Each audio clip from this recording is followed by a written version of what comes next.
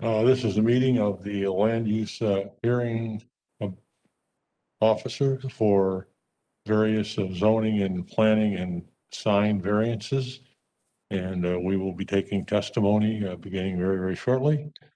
We would like to start the meeting by pledging allegiance to the flag.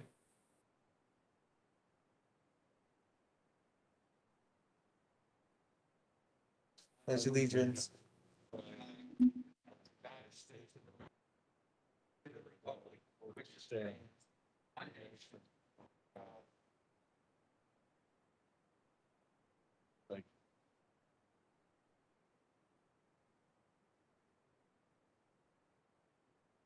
Call a case.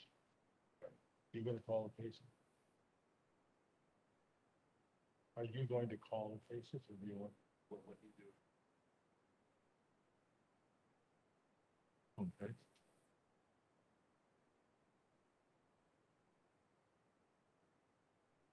Yes.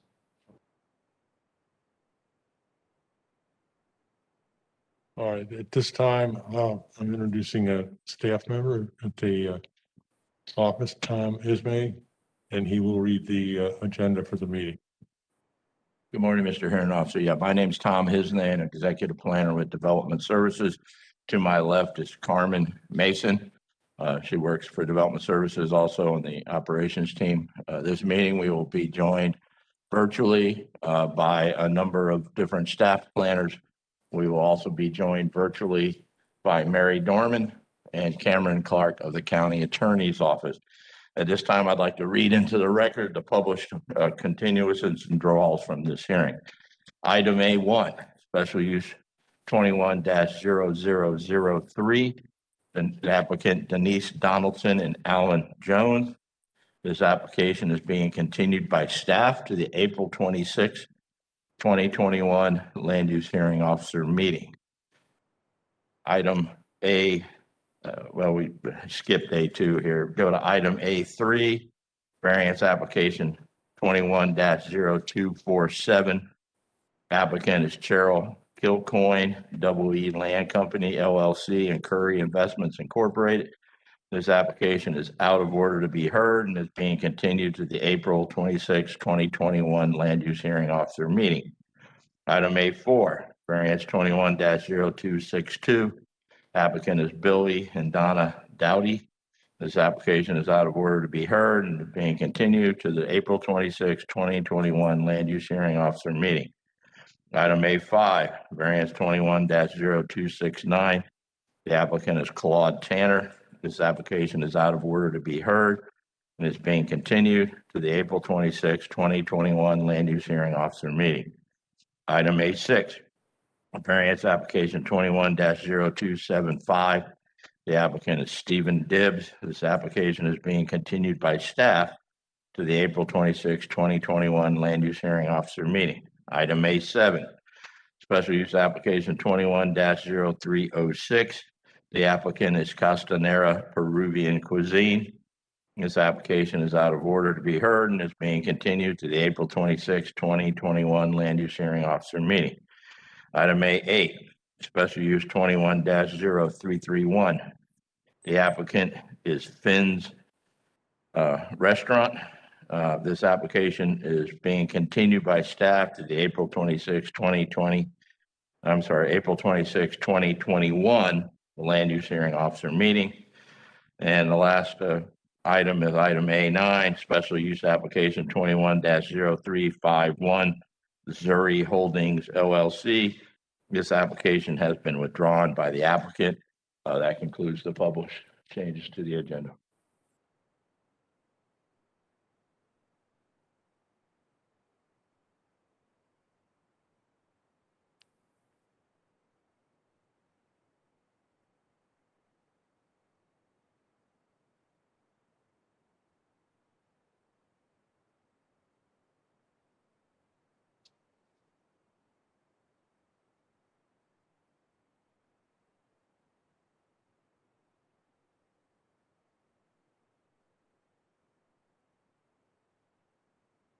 The following are the hearing procedures. The hearing today will be informal. Questioning shall be confined as closely as possible to the scope of direct testimony. As to the land use hearing officer, I will call and question witnesses as necessary and appropriate. I will decide all questions of procedure. Irrelevant, immaterial, or unduly repetitious evidence will be excluded. Any part of evidence may be received in written form, and all testimony shall be under oath.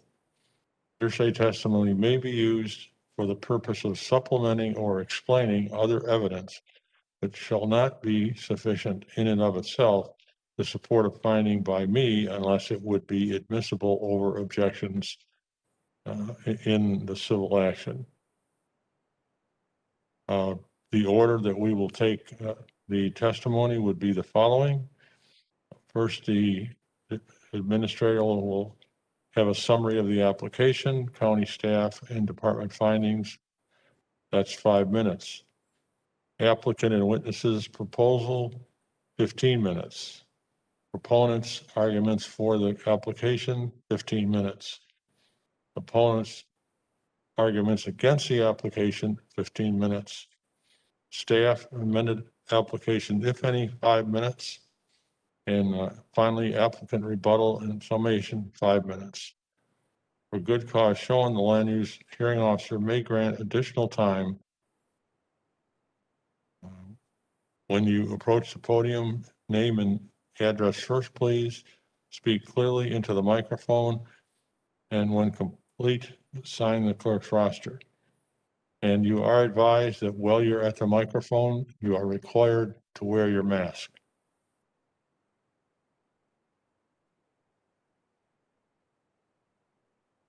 And the county attorney or assistant county attorney explains appellate rights to decisions made by the land use hearing officer. And lastly, we'll administer the oath. Hear from the county attorney, please. This land use hearing officer public hearing is for variance and special use requests. This is the time for interested parties to present evidence and testimony. Once the hearing officer has closed a case, the record of that case is also closed, and no new evidence regarding that case may be submitted thereafter. Any decision by the hearing officer, may be appealed to the Land Use Appeals Board. Should a decision of the hearing officer be appealed, the evidence and testimony presented at this public hearing shall be the only evidence that is subject to review by the Appeals Board. In reaching a final decision on petitions, the Appeals Board will only consider the decision of the hearing officer and the record made at this public hearing. If an appeal is filed, the Appeals Board hearing shall consist of oral argument by the party appealing the decision, county staff, and any interveners, each of whom may be represented by legal counsel. The following shall have standing to appeal a decision of the hearing officer or to intervene in an appeal. 1, the applicant, or 2, anyone who appeared before the hearing officer, presented testimony or other evidence, and is adversely affected by the decision of the hearing officer. It is the role of the county attorney's office to ensure that no new evidence or testimony is allowed before the appeals board that was not presented to the hearing officer at today's hearing. The county attorney will recommend that the appeals board disregard evidence or testimony that is outside the record made today at today's public hearing.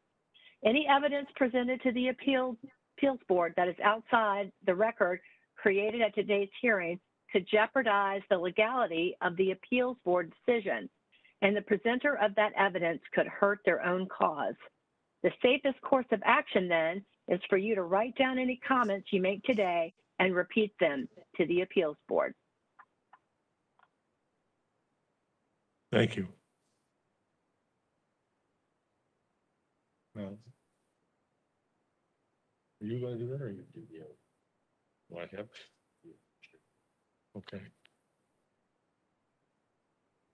If that's this time, I would request that all those people that are going to testify would please stand.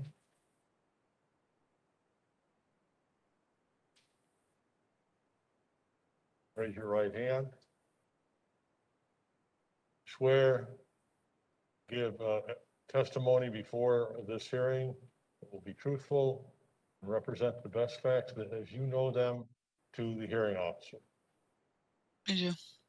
Thank you.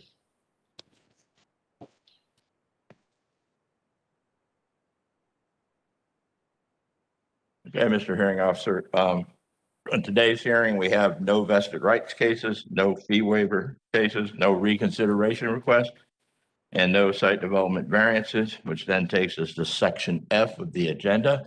We have one, which are sign variances, and we have one case, item F1, application 21-0181. The applicant is Complete Signs LLC. Request is for a sign variance. Staff findings will be presented by Kim King. Good morning, Kim King, Development Services.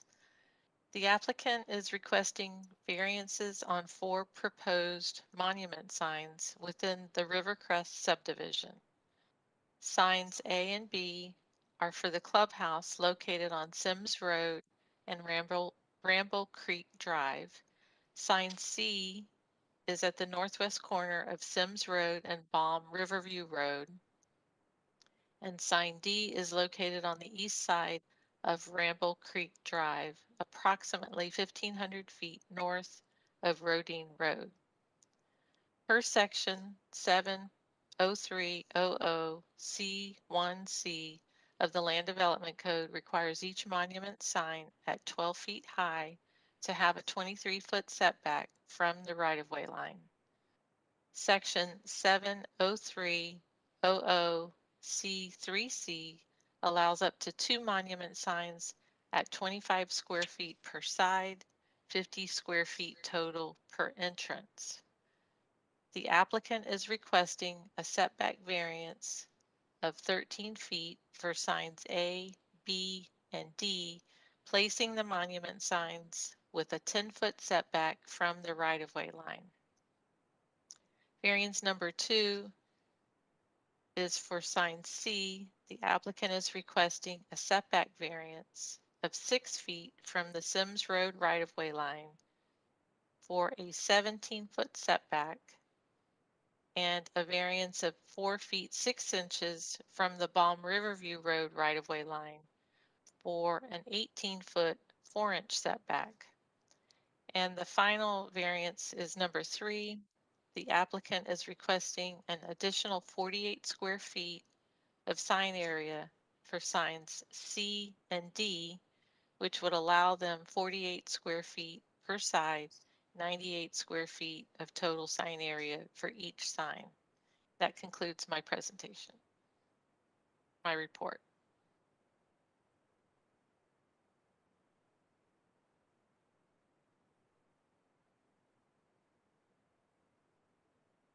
Morning, members. My name is Joe McGee. I'm the HOA president. I represent over 1,200 homes in our community.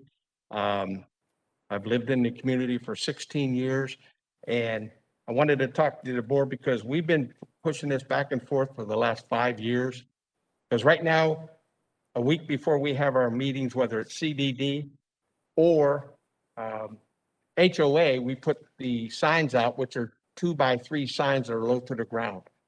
And the 16 years I've been there, I know of at least 12 rear end accidents where people come up, and they slow down so that they can read what the sign says. And that's what got us going with thinking about these signs up so that you can see them in the distance when you're coming in Rivercrest on the 3 major arteries or you're departing Rivercrest. And of course, the biggest thing is safety is going to take the priority. You might have up there right now a sign that says HOA meeting, and all of a sudden, if there's a lightning strike, it's going to take priority. If there's an amber alert, it will take priority. If there's a silver alert, priority.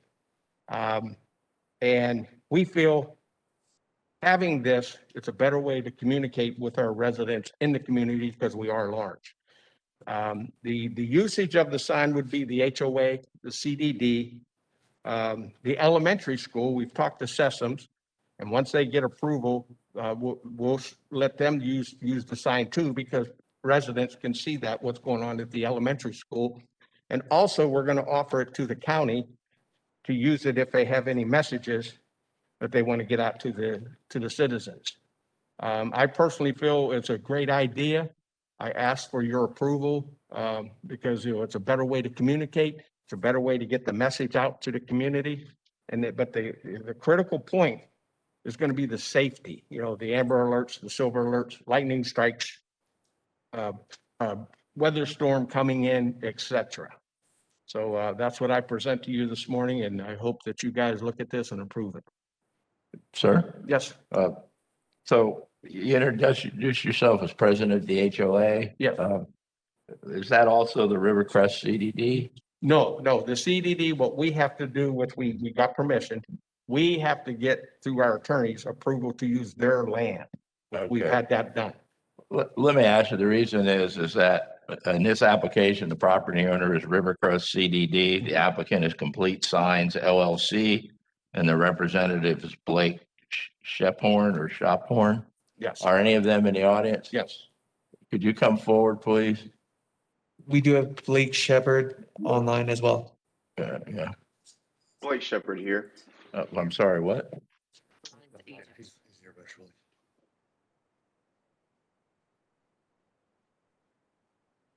My name is Aaron Palmer. I live. Okay, great. All right, sure. And the reason being is that, we have to have the authorized representatives of the property owner speak. Sure. So, sir, if you wanted to, you could say that you could authorize his sir. comments. The McGee, comments sir. are just made. Yes, I authorize Joe McGee to speak on behalf of. Okay, thank you. Yes, we did change the affidavit to authorize when Sure, Blake wasn't but it able to didn't do. include him, I don't Yeah, believe. but So you've Blake- authorized his statements, correct? Yes, sir. Right. And Blake is attending virtually if we have any questions for him. So that's why we put Complete Signs, and we have, one more other one. So like I said, my name's Aaron Palmer. Work with Complete Signs. We've been working with River Crest community for over 5 years now on some of these LED signs, and kind of just to verify what he says, it's that some of the times in the past they've had a bad rap. People think too bright or too, sorry about that, or distracting or anything, but it's actually, the opposite. And we can change it to any kind of, rules or regulations that you want, where it can auto dim at night. It can be controlled remotely from anywhere in the world with a PC, and then, or iPad, anything like that. But it does that, not only the amber alerts, silver alerts, the early warnings, and if there's any kind of hurricane evacuations. But one of the, important things, if there's people, kids out in the school or in the playground, and it's not just for the River Crest community, it could be for anybody that's driving around. It says, if you can set the parameters that, okay, if a lightning strike hits within 5 miles, everybody get out of the pool, or there's, severe weather coming, tornado watch, anything like that. And then you can put congrats to Tom Brady on there for winning the Super Bowl, but it does the broadcast emergency messages, anything like that. But also, it's just the easiest way to communicate with the community of all the residents there, and then any other people that are going by. And it can be, just like he said, it can be offered to you guys if you've got any, countywide events, messages, or just, things that you need to get out. But also, I mean, he wants it to be used for anybody that could put something out. The school's going to have a bake sale and you're raising money for this, but we can make it, program it where it's set for each day for years in advance, unless you needed to change something. But the stuff like the Amber Alerts, it's already hooked up to that. So if it's running that, hey, we're having, a bake sale or a HOA meeting or something like that, and then there's a Amber Alert or there's severe weather, it automatically just cuts those off and goes to the messages that are, controlling what is on there. And then once that is over with, then it'll just go back to its regularly scheduled messages. And you can set it where it can move, or it can just be stable. and put whatever is needed on there to communicate. And really the signs are allowed. It's just being a little bit bigger, then that you've got to go back a certain amount of feet. And then once you go back that far, it's really not going to be able to be seen by people driving by. There's not people, that doesn't block the right of way. It's already 10 feet back from the right of way, but putting it back 23 feet is going to be so far that, only people inside the parking lot that are already in there will be able to see it, where everyone else that's coming into the area will be able to see it whenever you're, if we can get it a little bit closer to the road. And there are, multiple other ones, in the area for different, HOAs and CDDs, communities, and I've talked to some of them and they love them. They said it just is instantly. If you have a message, they say, can you shoot this on there? And then within 30 seconds, you can, wherever you are, I can sit here right now and change the messages on the sign if it was up right now and make it say whatever you want. So we're just asking for a quicker, more efficient way to communicate with not only our community, but also get the messages out that for anybody that is authorized to use it. And also, another thing is, if you needed to, permission, you guys could be set up as a user to make sure that it doesn't have anything that's not allowed and stuff like that, as far as brightness and messages that change too fast or anything that you don't want. Anything, any questions? Anything further? Thank you. Sir, okay. I need you to sign it over here. Got to what sign? Is there anyone else here to speak in favor? Anyone else here to speak in favor? Something different than we've already.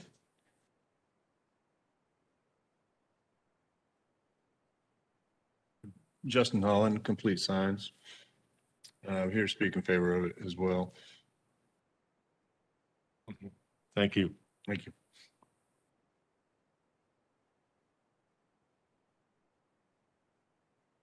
Opposition.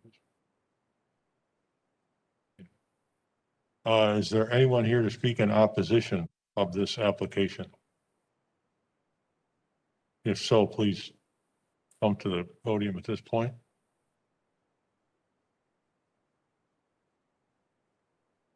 Seeing no one.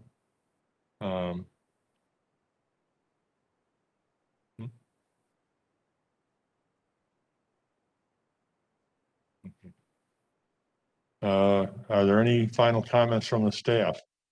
Kim, anything? No more comments. Any other final comments from the applicant?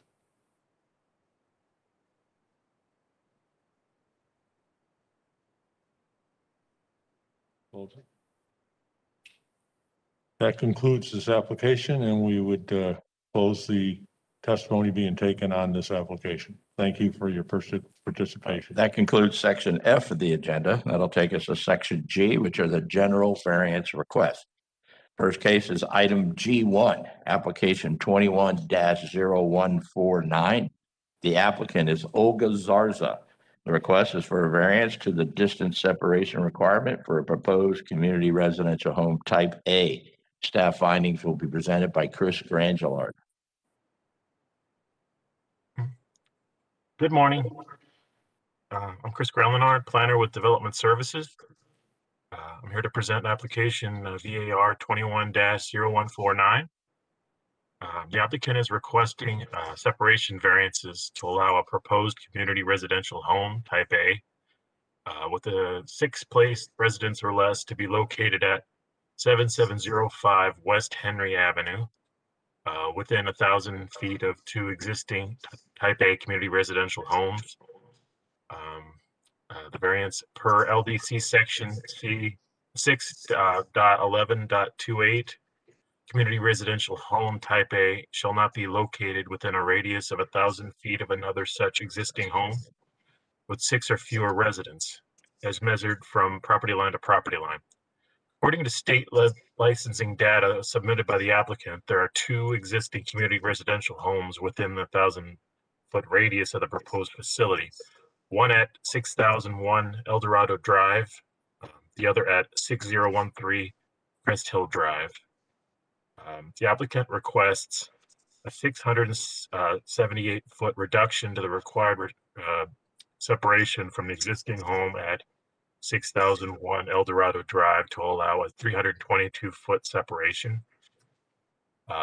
Also, a 335-foot reduction to the required separation from the existing home at 6013 Crest Hill Drive to allow a 665-foot separation. Findings, per LDC section 6.01.01, subject parcel which is zoned RSC 6 requires a minimum lot size of 7,000 square feet and minimum lot width of 770 feet. However, the subject parcel is approximately 6,928 square feet in size and 67 feet in width. Therefore, it is non-conforming. However, it has been certified as legal non-conforming lot per NCL application 21-0472, which is in the case record. The site plan submitted by the site plan submitted by the applicant shows brick pavers and a shed encroaching into a 5-foot wide utility easement at the rear of the property. These encroachments are not permitted and must be removed unless the easement is vacated. That concludes my staff report for variance 21-0149. Glad to answer any questions you may have.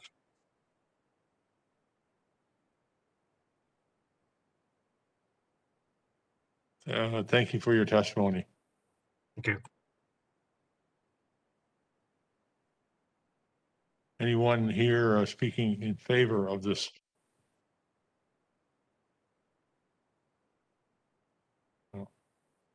Next, we would hear from the applicant.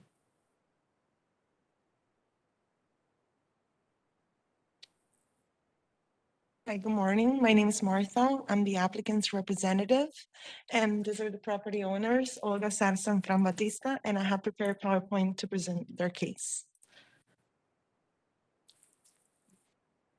Oh, thank you.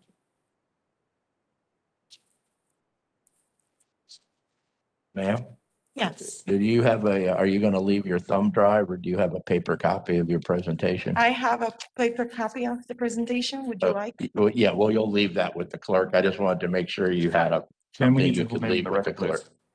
We need your whole name on the record, please. Martha Medina.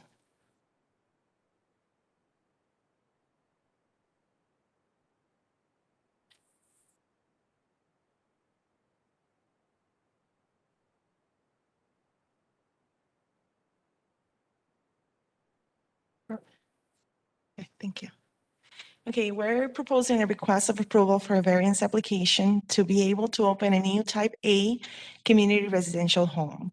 The basis of our petition is to request a 678-foot reduction to the required separation from the existing home at 6001 El Dorado Drive to allow a 322-foot separation, a 335 foot reduction to the required separation from the existing home at 6013 Crest Hill Drive to allow a 665-foot separation. The basis of our petition is to prove that our proposed CRH will not overpopulate the neighborhood, and the proposed CRH will not cause any damage, hardship, or inconvenience to the existing surrounding properties and neighbors. The property located at El Dorado Drive is a group home, which serves a different kind of population, younger adults with disability. Our proposed CRH will serve older adults, 65 and over. The property located at 6013 Crest Hill Drive, which is actually CRH and is existing, is located several blocks away from our proposed CRH. I have provided a map further down in the PowerPoint to show you the actual distance. The purpose of this petition is to support the main reason why CRH were created, to maintain older adults in the community in a less restricted environment. The Land Development Code approves in a case-by-case basis, providing a method or a way to reduce required distance, taking in consideration linear feet, not actually driving or walking distances. Our CRH provide excellent service to the elder in a home-like environment at an affordable price in a well-kept and maintained residential areas. The owners believe that this property has unique characteristics they cannot find in another property, like property size and improvements that will positively affect them if this variance is approved. Owners have been in a neighborhood since 2001, creating an excellent relationship with neighbors.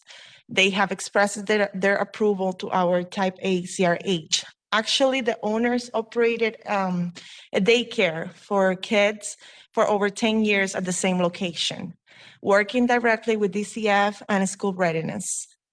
If parking and transportation become a problem, the proposed CRH has a private driveway for staff and visitors, and it will not cause any inconvenience to neighbors, not restrain any current neighbors' privileges, parking privileges.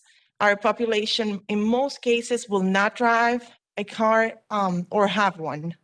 First responders and noise, when they are called, they always come with no sirens. There's always room for cars to drive by. In fact, this community has 4 main entrances and exits, and neighbors can exit using other ways. Property value, houses around the proposed CRH will not lose their value. Actually, owners will preserve the current exterior appearance of the home. It will not have any kind of commercial look. So this is actually, if you notice, our 7705 was Henry, the proposed where we are located, and we're showing on the map where the other 2 existing group, CRH and groups homes are located. So the other community is several blocks down, and the other one that is closer is not an assisted living. That's what they're planning to, or proposing if approved, to operate. During the case review or notes, the plan review, it was noted that a shed and pavers are within the 5-foot wide easement. These structures will be removed in order to be in compliance with the county and leaving that easement available. To close our statements, due to the unique characteristics of the property, size and value improvement, selling this property to buy one located within 1,000 feet radius away from another existing community residential home will create an undue hardship. Additionally, the owners have been there for 20 years. And right now, due to the real estate market and their personal situation, they can't sell this property to buy another one that is now located within 1,000 feet. And lastly, we will not impose any hardship on the neighbors. We're open to work with them and with the county, and not it will serve to create any situations that will change the way they're living right now. Quite the contrary, we would like, to serve and become better citizens and provide service in the community. If you have any questions, this completes my presentation. I have no questions at this point. Okay.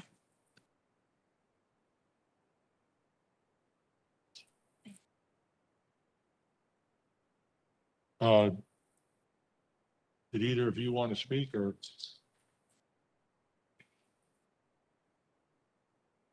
Okay.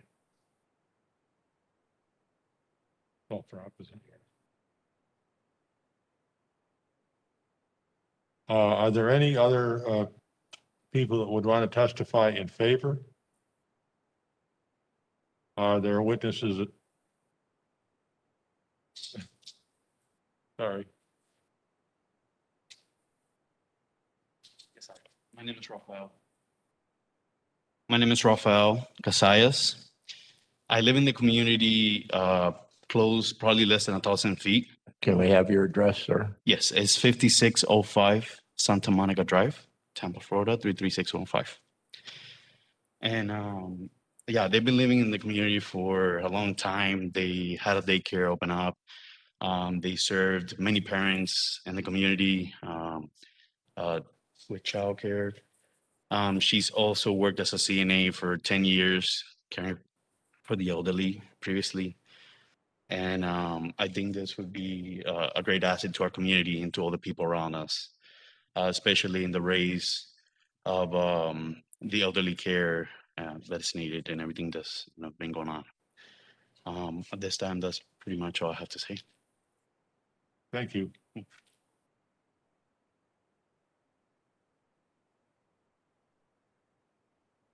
I would now ask if there's anyone speaking or would like to speak in opposition to this proposal.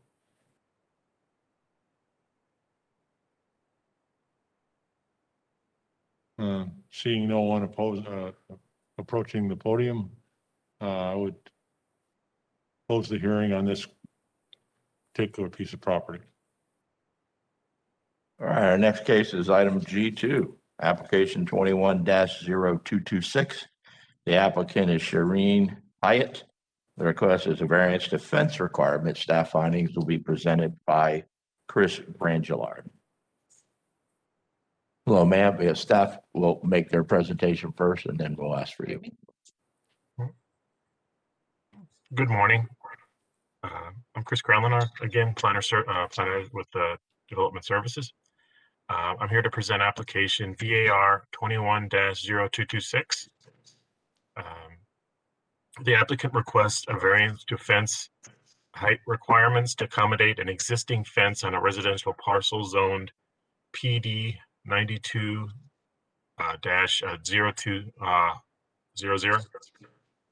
The variance request per LDC section 6.07.02.c.1.f.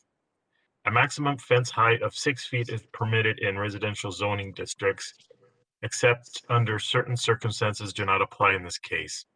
The applicant requests a 2-foot increase to the maximum permitted height to allow a height of 8 feet for an existing solid vinyl fence surrounding a pool. That concludes my staff report for variance 21-0226. I'm glad to answer any questions you may have.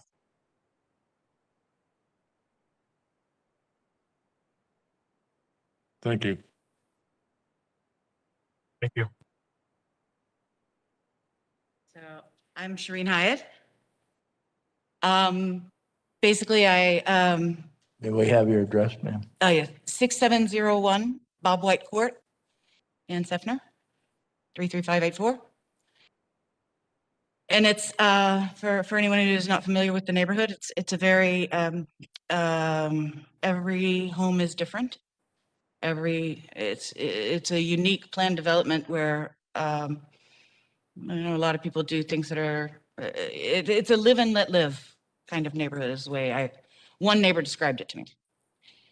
And anyway, I didn't realize that the limit was 6 feet, so I put in an 8-foot fence. That fence contains my rescue cats. I work with both the Humane Society and the charity St. Francis, and I put cats back in my barn. I have a barn there, and with an 8-foot fence, they stay in. With a 6-foot fence, they don't. So if I have to reduce the fence to 6 feet, the rescue cats are going to be all over the place. But if I can keep it, they'll stay inside on my property. When did you put the 8-foot fence up? It's been several years, like 3 years ago, something like that. And it's just now, I actually talked to the president of my HOA last night, and he said he's actually talked to several of my neighbors, including both of my immediate neighbors, which I did too. And no, he didn't find any objections from anyone. I got a note from another neighbor who thought it was quite pretty. So, and it goes, I had it styled so that it hopefully kind of fits in with the neighborhood, and like I say, I have a barn, so it kind of matches the barn's look. So this would require you reducing an existing fence. Correct. I would have to change, yeah. And if you've seen any pictures of it, it would look really bizarre if I had to change it to, if I had to change the 8-foot portion to 6 feet, because again, it's a vinyl fence. And what they do to make it 8 feet is they put a 4-foot fence, a bar, and then another 4 foot. So it would be very strange to take the top, cut the top 4 feet in half and have it would just look weird. And it wouldn't work anymore. Could you tell me an estimate of how long how long the fence is approximately? Wow, I don't have that off the top of my head. I can tell you it only goes around my swimming pool. It's a 3-sided fence, and you know, with the house on one side and then 3 sides of fence, and it only goes around my swimming pool. I have a chain link fence behind the vinyl fence that goes around my barn, and I've got that fixed up to keep the cats in as well. That's all I have as far as questions. I tried to submit a couple of pictures too, which the 8-foot fence actually does some important blocking of some other neighbors who've done kind of unusual things. With the 6 feet fence, it was a problem. The 8-foot fence, it's not a problem. And so it solves other problems for me as well. Thank you. Thank you.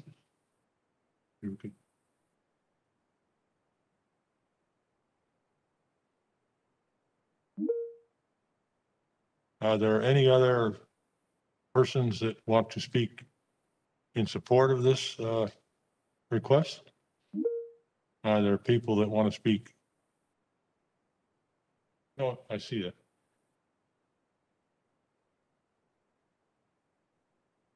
Good morning, ma'am.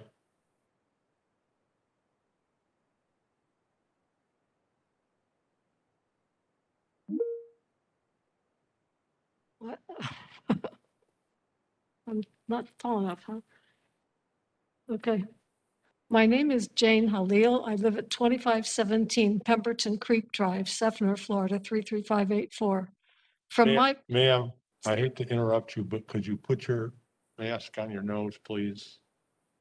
If it steams up, I can't see what I want to read, but okay, I'll try it. From my property, I can see a good portion of one side of this fence. It's not an ordinary fence, but it's designed to look a little like an extension of the house. The height is very important. It keeps Miss Hyatt's cats on her property, so they are not in my yard terrorizing the birds at my bird feeders. I have no objection to the variance requests of Mrs. Hyatt. Thank you very much, ma'am. Thank you. Could you just step over here, please? And again, could you please put your mask up?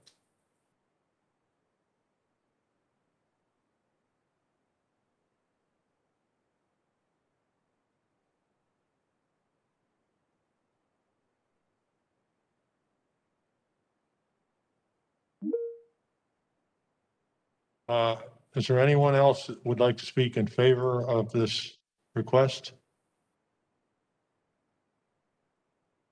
Is there anyone out there that wants to speak in opposition to the request? Seeing none, I would close the taking of testimony as to this request at this time.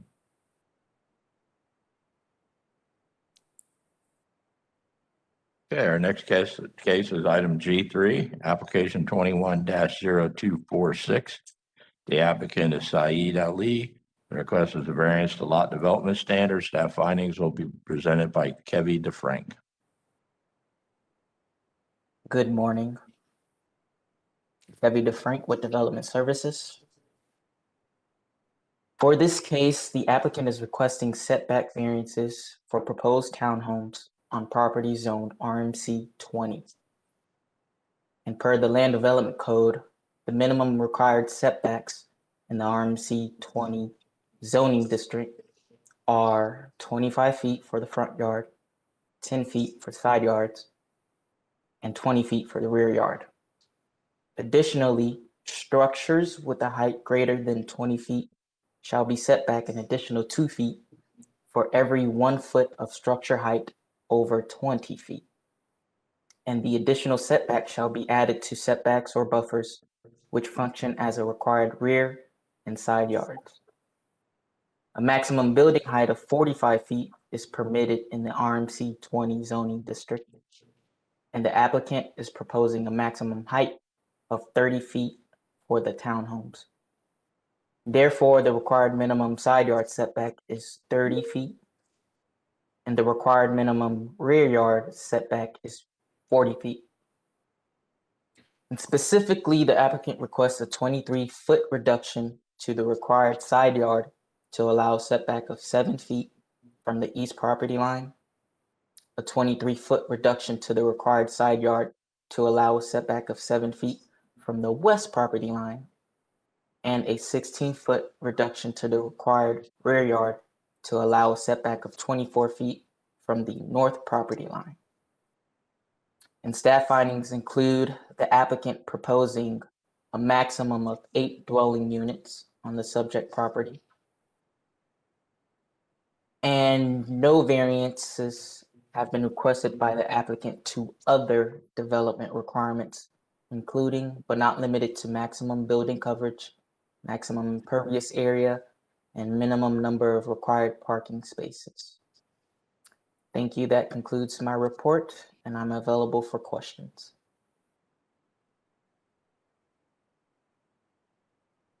What is the staff's position on this application? Staff does not make any kind of recommendation of variances, sir. All right, I would withdraw that question. Are there anyone here to speak in favor?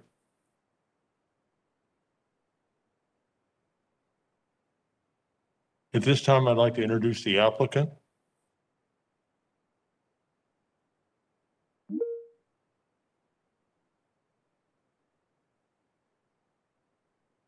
Good morning, you all. I'm the applicant. My name is Syed, S-Y-E-D. Last name Ali, A-L-I. And I'm the owner. And do we need the address of mine? I live at 602 Oconee, O-C-O-N-E-E Avenue, Tampa, Florida, 33606. And David is going to be giving the narrative or representing us.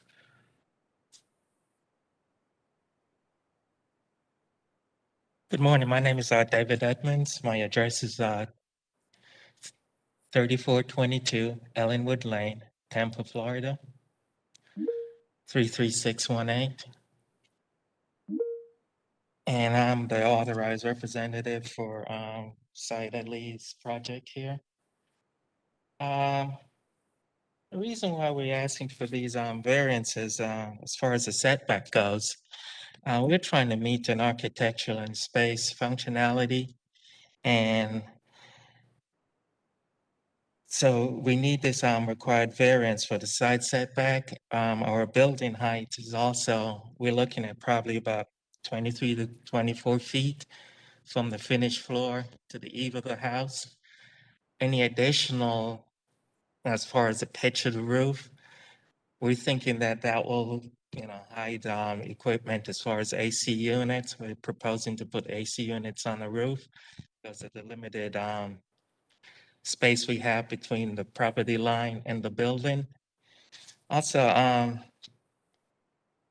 that would be for the compensation that we needed that height, and per the RMC 20, we need X amount of space, and we're not meeting that requirement right now.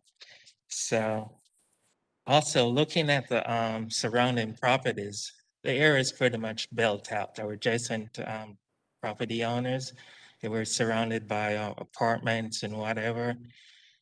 What I'm getting at is the space between the face of the building and the property line to the next adjacent building. There's more than enough space there as far as, if there's a fire or whatever. So we meet that, imaginary setback, not from the property line, but to the adjacent buildings. Also, we feel that this development that we're proposing, the townhomes, it would add some kind of value to the surrounding buildings. And, it would be an excellent improvement to add value to the neighborhood. So without any more to really say about it, I hope that this will get approved and we can go from there as far as developing the project and enhancing the neighborhood. Is this a multifamily? It'll be a multifamily, it'll be townhomes. And how many units? We're looking at 8 units, 2 stories.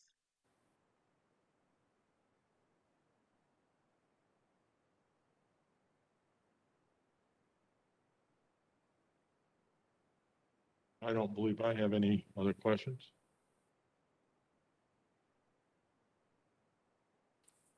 Is there anyone else who would like to speak or would speak in favor of this project?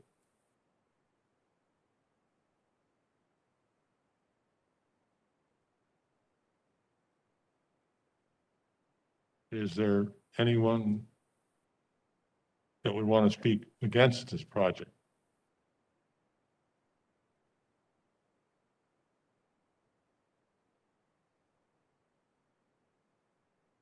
Seeing none, as to project 21-0246, I would close the hearing at this point. Our next case is item G4, application 21-0248. The applicant is Jason Posiak. The request is a variance to the Hillsborough Avenue Overlay District Standard. Staff findings will be presented by Israel Monsanto. Good morning. Israel Monsanto Development Services. The request is for a variance. The request for variance application 21-0248 is for multiple variances from the requirements found in the Land Development Code section 315.00 Hillsborough Avenue Overlay District and 60604 Off-Street Vehicular Uses Areas. The subject site is located at 8503 West Hillsborough Avenue in Tampa. The site is zoned commercial general and is currently developed with a restaurant and parking areas. The applicant intends to redevelop the site with a new restaurant with a drive-through facility. The Hillsborough Avenue Overlay District specific development standards found in section 315.05 B4 requires that off-street vehicular use areas be buffered and landscaped in accordance with the Land Development Code Part 60600. In order to accommodate the new project design, variances to section 60604 pertaining to off-street vehicular use areas are being requested.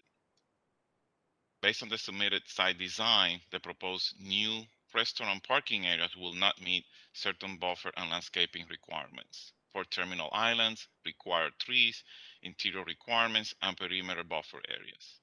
Therefore, the need for the variances. All other requirements of the Hillsborough Avenue Overlay District will be met. In summary, the variances requested are variance to the perimeter buffer adjacent to parking area driveways to the west. The applicant requests to eliminate this buffer area. Variance to requirement of 1 tree planted in a terminal island. The applicant is requesting to eliminate the trees in 2 terminal islands locations in the parking lot. Variance to required landscape buffer, a minimum of 6 feet in width between off-street vehicular use areas and any property boundary not fronted by right-of-way, and also between the off-street vehicular use area and another use on the property. The applicant requests to reduce the landscape buffer along the east adjacent to the property boundary by 2 feet and to eliminate the landscape buffer between the off-street vehicular use area and another use on the property along the west and north. Variance to the requirement for 1 tree for each 40 linear feet of required buffer. The applicant asks to eliminate the required trees along the buffer on the west and portion to the east and the north. Variance to the interior requirements for divider medians. The applicant requests to reduce the required 6-foot width by 2 feet and eliminate the required trees planted in the median. And lastly, variance to the interior requirements for terminal island placement. the applicant requests to eliminate the required terminal islands with trees within the interior areas of the parking lot. We have natural resources staff available in case you have any questions. And with that, I conclude my staff summary. I'm available if you have any questions. Thank you very much.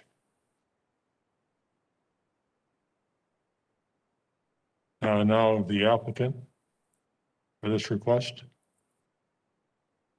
Hi, my name is Jenny Baez with Bowman Consulting, address 910 Southeast 17th Street in Fort Lauderdale, Florida. And I am here representing Chick-fil-A and both the property owners for the project that are involved in this project. Alongside myself is Ricky Padariga with Dark Moss LLC. He's our planning consultant for the project. The reason I say it's two property owners is that this parcel, the one on 8503 Hillsborough Ave, is owned by Wang 8503 LLC, who is under contract to sell this parcel to the current owners of the Buccaneer Square Plaza, which is owned by RMC Buck LLC. One of the owners for RMC Buck LLC is actually present here in case there's any questions on the application. But the intent of this project is to incorporate what is currently that New York buffet restaurant, redevelop that parcel and incorporate it into the Buccaneer Square Plaza. The project involves demolishing that existing restaurant and redeveloping a new Chick-fil-A restaurant, fast food restaurant, and drive-through with all of the parking and utility infrastructure to support it. It is like staff presented is within the Hillsborough Avenue overlay, and a lot of, even though we're requesting some variances, which Ricky is going to explain very shortly, the overall design and intent of the project was very much kept in line with the overlay requirements. So, for example, a Chick-fil-A restaurant or a drive-through restaurant in general typically has the drive-through layout, the traditional drive-through layout with the building in the center of the site and the drive-through on the perimeter. On this project, the building was placed along the right-of-way to give prominence to the building massing and architectural design, with strong emphasis on the pedestrian connections and interconnectivity, not only for the Chick-fil-A parcel, but for the rest of Buccaneer Square Plaza, to make it a safe and inviting environment for the pedestrians from the public right-of-way into the private property. The building was placed on the right-of-way, and what is the most predominant feature of the drive-through layout design is that it was been segregated to the perimeter of the site rather than to the interior, to remove the conflicts between the drive-through operations and the interior circulation of the property for curbside pickup or for interior dining experience for the Chick-fil-A customers. For now, I'll leave the floor to Ricky, who's going to explain the variances in a little bit more detail, but I am available for questions at the end, and also the property owners in case there's any questions on the transaction itself. Thank you. We have a site plan available to speak from if necessary. Ricky Padarica, Dark Moss LLC, 308 East 7th Avenue, Tampa, Florida. I have been sworn. The first request is a variance in the perimeter buffer adjacent to the parking area driveway. We're required to provide an accessible route from Hillsborough Avenue right of way to the Chick-fil-A and the Buccaneer Square Plaza as well. Currently, the connection is only striped in asphalt. Hillsborough County and DOT reviewed an earlier iteration of the site plan that showed an internal sidewalk connection internal to the site, but this alignment along the entry drive was requested by staff. If the south parking lot was adjusted to accommodate the buffer requirement for this access drive, then a parking reduction variance would be necessary, which we would prefer to request and are only requesting the landscape buffer request. The entrance driveway cannot be modified to accommodate the buffer without adversely impacting the ingress and egress vehicular movements into the plaza. The second variance is a variance of the requirement of one tree per terminal island.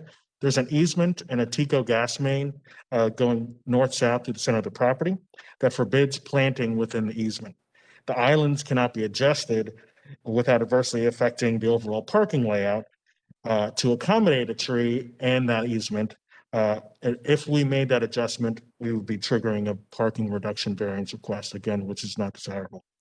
We feel this request meets the general intent of the LDC because compared to the existing tree count, the number of on-site trees will double with the proposed landscape plan, and the number of on-site shade trees will increase from 6 to 17.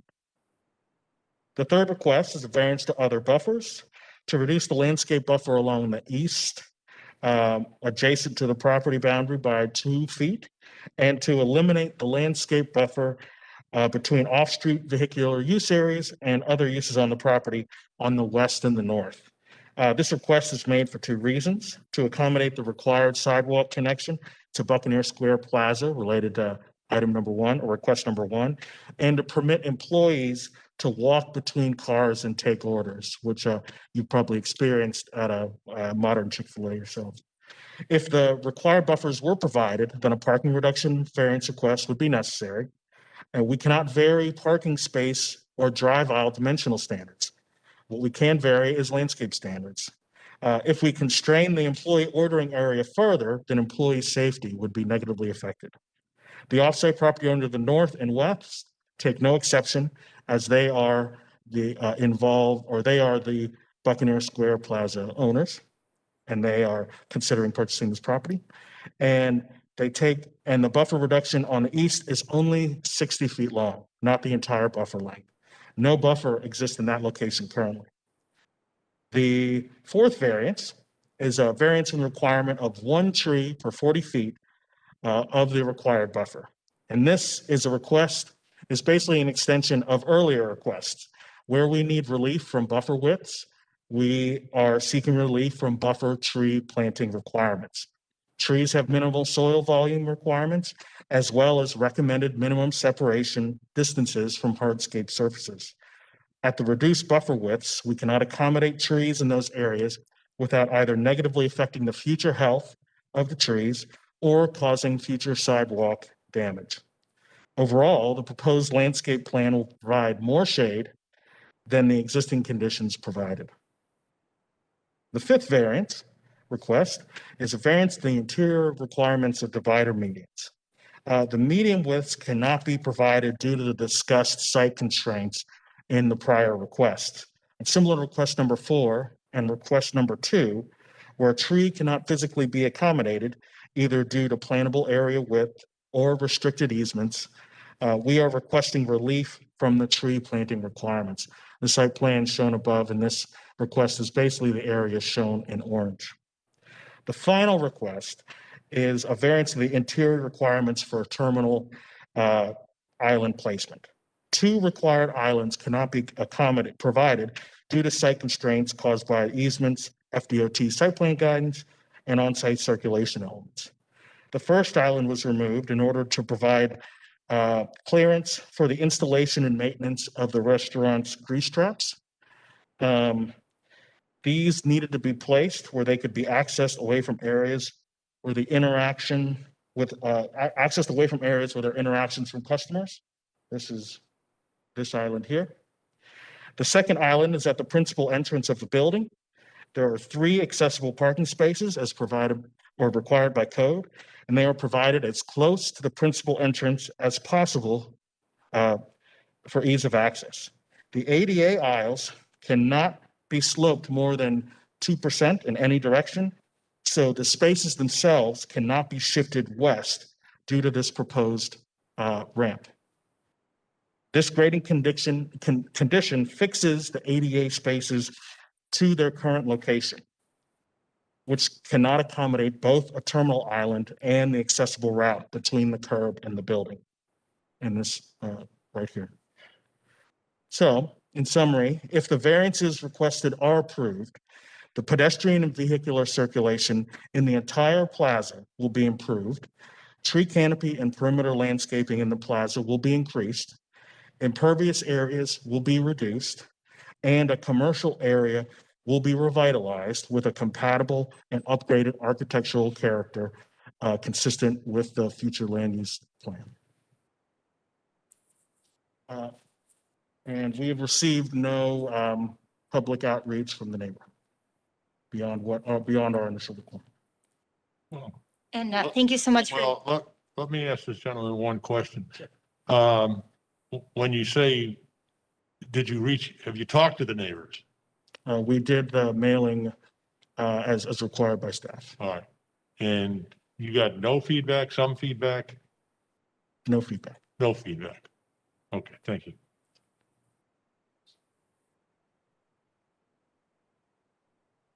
And at this time, we're just available to answer any questions that you may have. The picture of the site plan is a little bit more clear now that it's on the screen. I have no further questions. Thank you.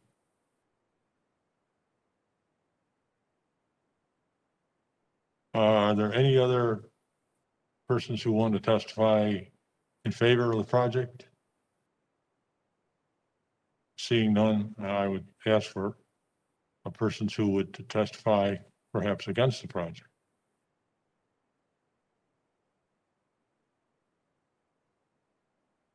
Also, seeing none, we would close the testimony on this application. Thank you very much.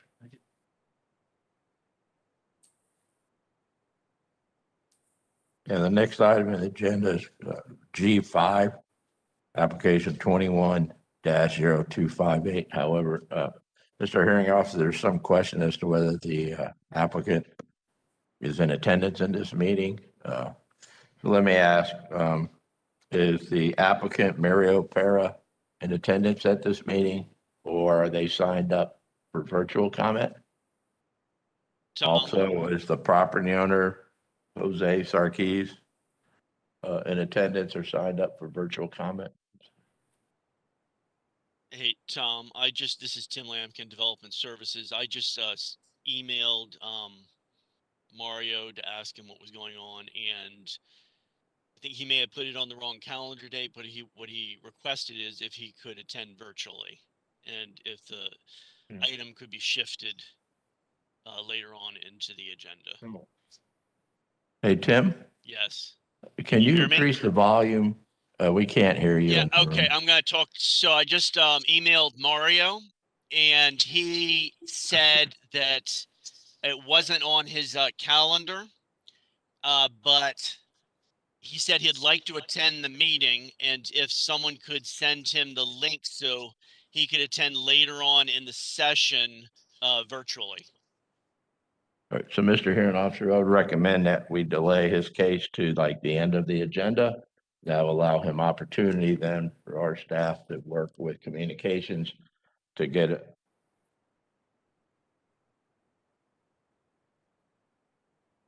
That would be fine. So you want to continue this to the end of the agenda then? Right. Continue to the end of the agenda. Okay. That's item G5. Right. Okay.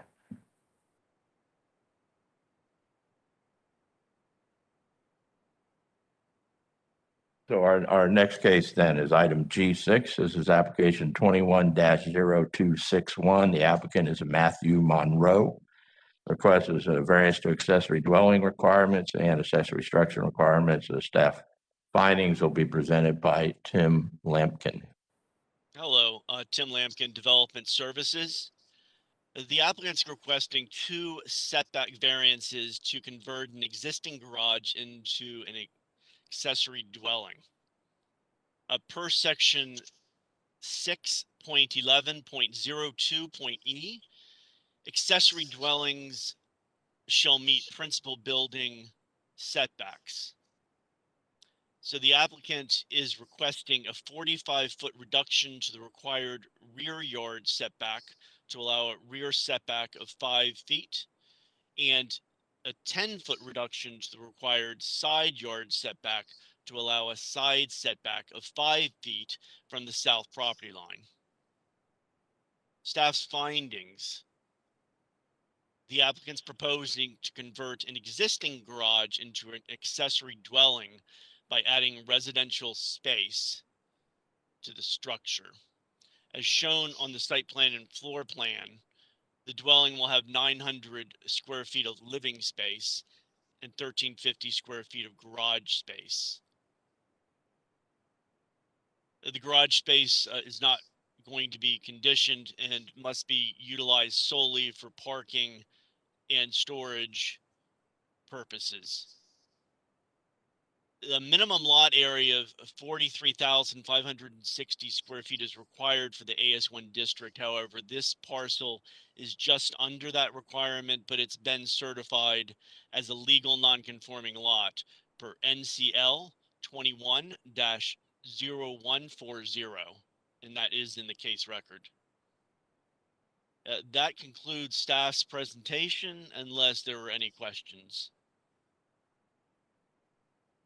This is the hearing officer. I'm not sure I understood fully the impact of your recommendations in terms of. There were no recommendations. Staff I'm does sorry? not make staff does not make a recommendation. Okay, I apologize. That's for that. okay.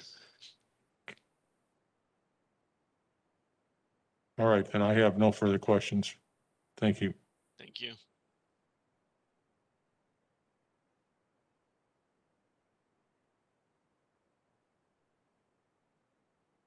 Please state your name and.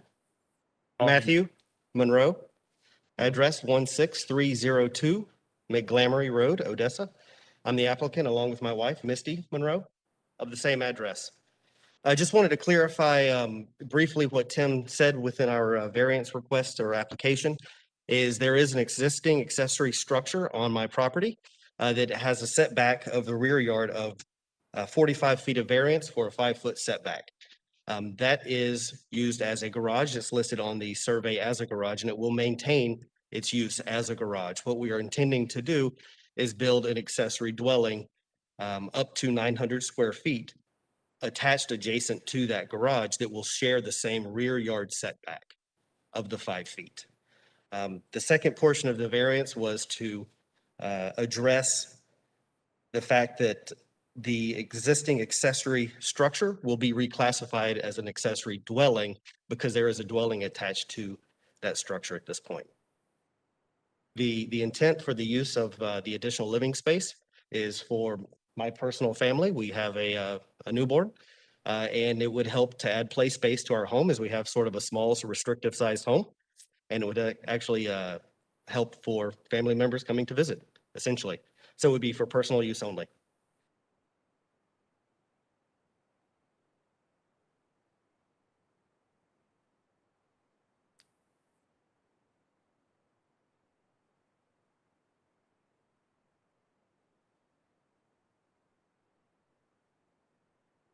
Are there any persons speaking or want to speak in favor of this proposed request?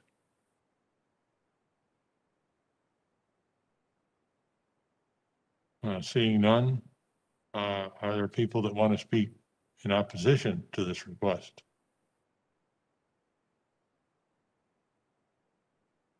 Also seeing none. Thank you. Yeah, Mr. Hare, I just want to clarify, as the applicant, that they're adding a living space to an existing garage. And by doing so, the entire structure becomes the accessory dwelling. And that's why there's a setback variances are required. So when you review this, like on the agenda, it says variance to accessory dwelling and accessory structure requirements. That's not correct, as in the report. The variance is to accessory dwelling required because the entire structure, the existing garage and the living space they're adding to constitutes the accessory dwelling. And that's what the setback variance is for. 5 feet. No. Or down to 2 feet. No, accessory dwellings are subject to principal building setbacks. Well, that's what I mean. But Yeah, right. So as described in the staff report. So I'm just saying is that the entire structure now is considered the accessory dwelling. Okay. Thank you.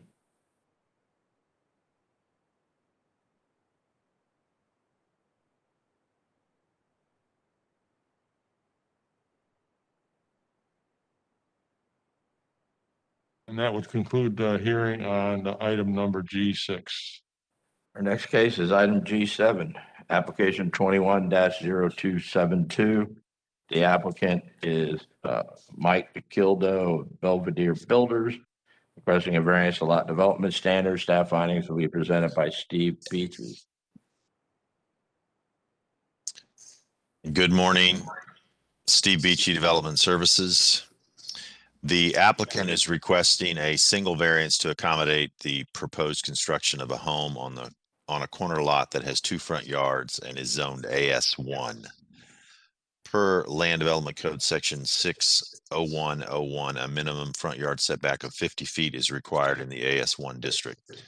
The applicant requests a 5-foot reduction to the required front yard setback to allow a front setback of 45 feet from the west lot line. Also, according to the applicant, only a portion of the proposed home, the garage, will not meet the required 50-foot setback from the west lot line. That concludes my comments. I'm available for any questions. Thank you. That's the number G7. Are there persons that want to speak in favor of that? I mean, I'm at the up.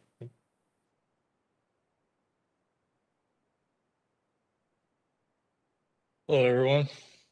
Morning. Good morning. I'm Bob Hanson. I'm the owner of the property. I live at 3921 Dunnear Drive, El Rico, Florida. With this, as he was saying, I got two front roads, basically, Stearns Road and Stearns Park Road. And I'm trying to get a 5-foot variance just to incorporate the garage into the setback a little bit. Doesn't impede, it's a very long lot. The next house is probably like 400 feet away. So it wouldn't obstruct any view of, from the road or anything from up here. So this is just, with that setback, with 50 foot, I got a house next door. They got 15-foot setback. It just kind of crunched that whole house. So I'm just trying to incorporate just that garage area. So that's all I'm asking for. Any questions?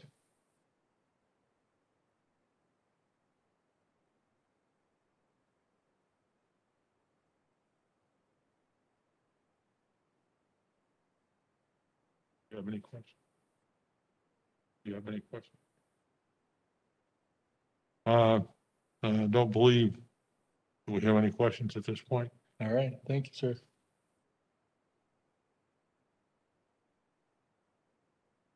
Are there persons in favor of this particular proposal? Seeing none, are there any persons speaking against this proposal? Again, seeing none.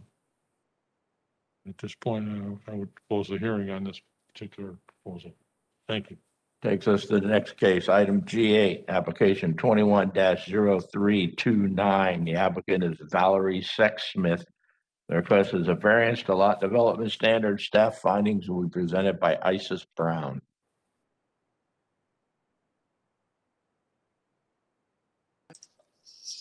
Good morning, Isis Brown, Development Services, presenting case variance 21-0329.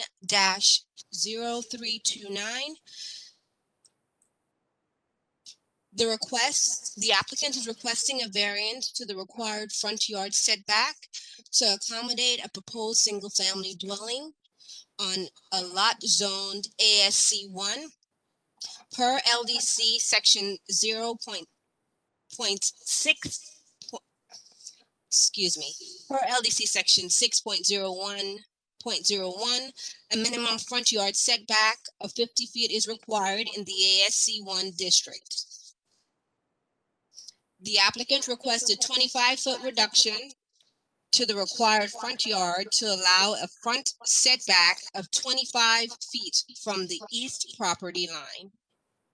In findings, the minimum lot size of 1 acre is required in the ASC 1 zoning district of at least 0.8 acre must be uplands. The subject lot is approximately 0.96 acres in size, of which 0.47 acre is uplands and therefore is non-conforming. However, it has been certified as a legal non-conforming lot per NCL 21-0434. This ends the presentation of this case. I am available for any questions. Thank you.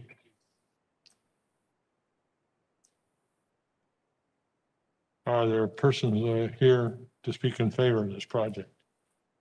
the applicant.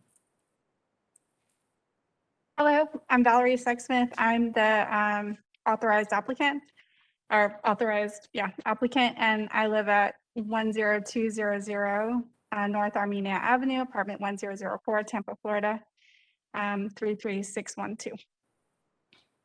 So I am under contract to purchase this property, and as the wetland setback,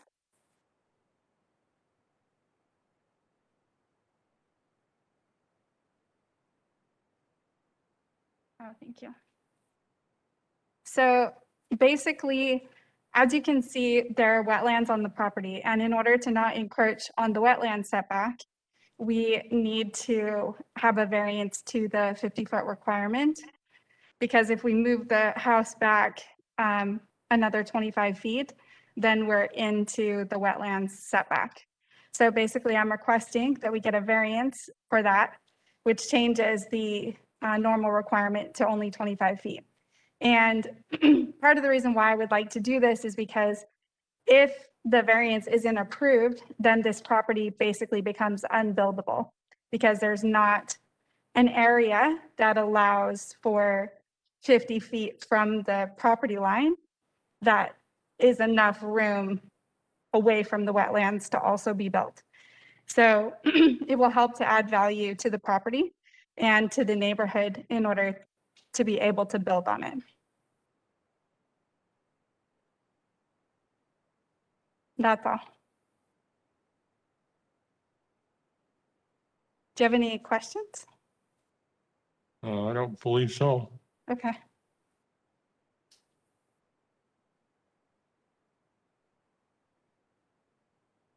Are there people here to speak in favor of this project?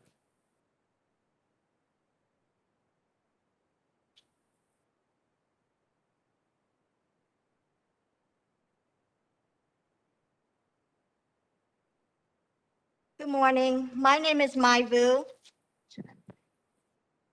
And I'm the owner of the adjacent property with the folio number 002943.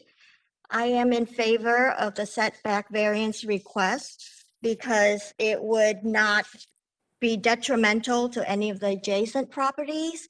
And in addition, I strongly believe that it would add value to the entire neighborhood if this land is developed and the variance is approved. Thank you. Thank you.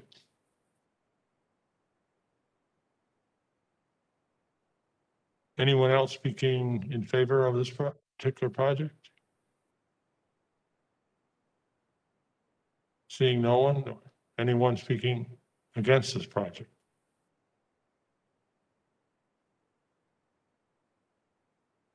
Again, seeing no one, I would close the hearing unless the applicant has more. Okay. No. Okay. Thank you. All right, next case is item G9, variance application 21-0330. The applicant is Pedro Domingo. Request is a variance to accessory dwelling requirement. Staff findings will be presented by Chris Grangelard. Good morning, Chris Graulenard, planner with Development Services. I'm here to present application VAR 21-0330. The applicant requests a variance to accommodate a proposed accessory dwelling on a single-family lot zoned RSC 6. The variance is per LDC section 6.11.02.g. Accessory dwellings may be located above a detached garage or other accessory structure only when the principal dwelling on the lot has 2 or more stories. The principal dwelling on the subject property has 1 story. The proposed accessory dwelling will be located above a garage in a detached 2-story structure. The applicant requests a variance to allow the accessory dwelling to be located on the 2nd floor of the structure. Staff findings. Per the submitted site plan, the proposed accessory dwelling / garage will meet principal building setbacks. as shown on the site plan submitted by the applicant, which is in the record. The footprint of the proposed accessory dwelling slash garage will measure 26 feet by 42 feet with 1,092 square feet of area. However, the maximum amount of living space permitted for the accessory dwelling is 900 square feet. The applicant has confirmed the accessory dwelling will include a covered patio or open porch, which are not included in living space calculations per LDC section 6.11.02.c. And therefore the dwelling will not exceed the 900 square feet of living space. The applicant has also confirmed the accessory dwelling will include a bathroom and kitchen with sink, stove, and refrigerator as required by the Land Development Code. Also, per LDC section 6.01.06, a minimum lot size of 1/2 acre of upland is required for use of a septic system. The subject parcel is served by a septic tank, but approximately 0.39 acres in size and therefore non-conforming. However, it has been certified as a legal non-conforming lot per NCL application 21-0407, which is also in the case record. That concludes my staff report for variance 21-0330. Glad to answer any questions you may have.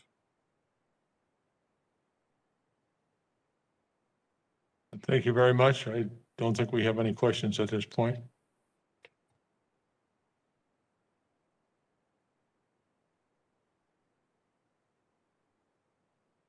Good morning. My name is Pedro Domingo. I am the applicant on this variance request. It's real simple. I just want to build a shop to, do projects with my kids. And the second story, which is what the variance is for, is to help my mother-in-law at some point.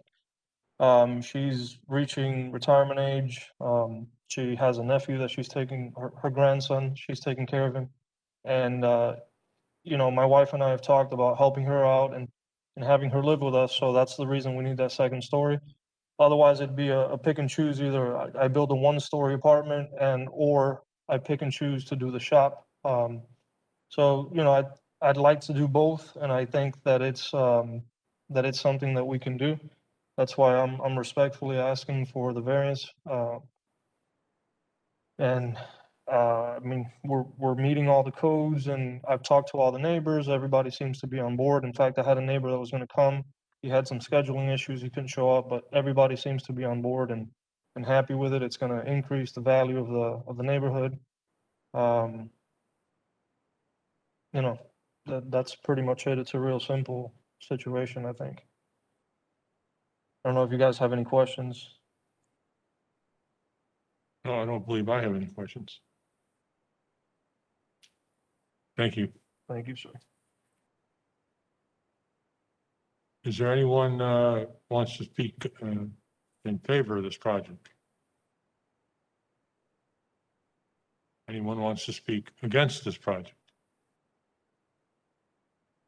All right, at this time, I would close the hearing on project number 21-0330.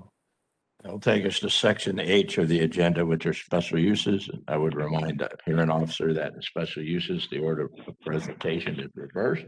Applicants go first and then followed by staff, which does make a recommendation in special uses.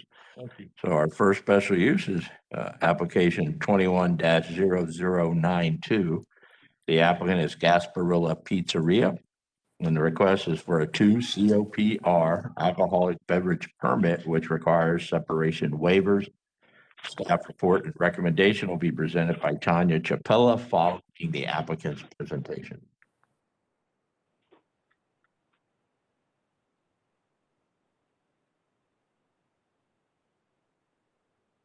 Would the applicant on this particular application please come forward?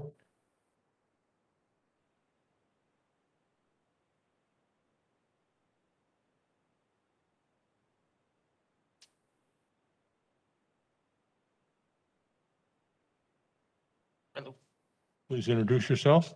Yes, my name is Jack Sigler. My address is 2911 Amber Oak Drive in Valrico, Florida. And did you need the business address as well?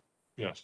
Okay, the business address is 1028 Bloomingdale Avenue, Valrico, Florida 33596. And this is the address of the subject of this hearing, correct? Yes, yes, sir. All right. Go Okay. ahead. Okay, just really simply, we wanted to open a business and have a kind of different outlook on it. So we wanted to do this particular license because it gave us an opportunity to follow the guidelines of the COVID pandemic by offering our product and not like packing up a bar. And it also gave us an opportunity. We feel that if people have their product at home as opposed to being out in bars, that they're not out drinking and driving. So that was the reason we wanted this particular license. And we feel it's good for the community. The community really has supported us, and they're all for it. And we've got nothing but love from them. So this is what we wanted to do. What is located there now? We're right next to a restaurant and a few other businesses, like a hair salon and a boutique. Well, it's primarily a business area. Yes, it's a business. So yes, Okay. business Strip- area. Strip kind of. Yes, but yes, a strip. Yes. Did this other gentleman want to? Hi, good morning, sir. I'm Jeff Crane. I'm business partner. So my address is 319 Country Vineyard Drive, Valrico, Florida 33596. Also representing it. So yes, we've been best friends since 8th grade. We always wanted to have our own pizza shop, so we saved up and worked really hard for it. And and obviously our customers are asking for it, and we're in a strip mall. We reached out to the community. We've had customers come in and try everything, and no opposing to adding a beer or wine and that. So we're growlers. So we're confident that we think it's a reasonable request that'll add value and help us create more jobs. Could you put your mask on? Oh, sorry. That's okay. All right. Thank you. Thank you, sir.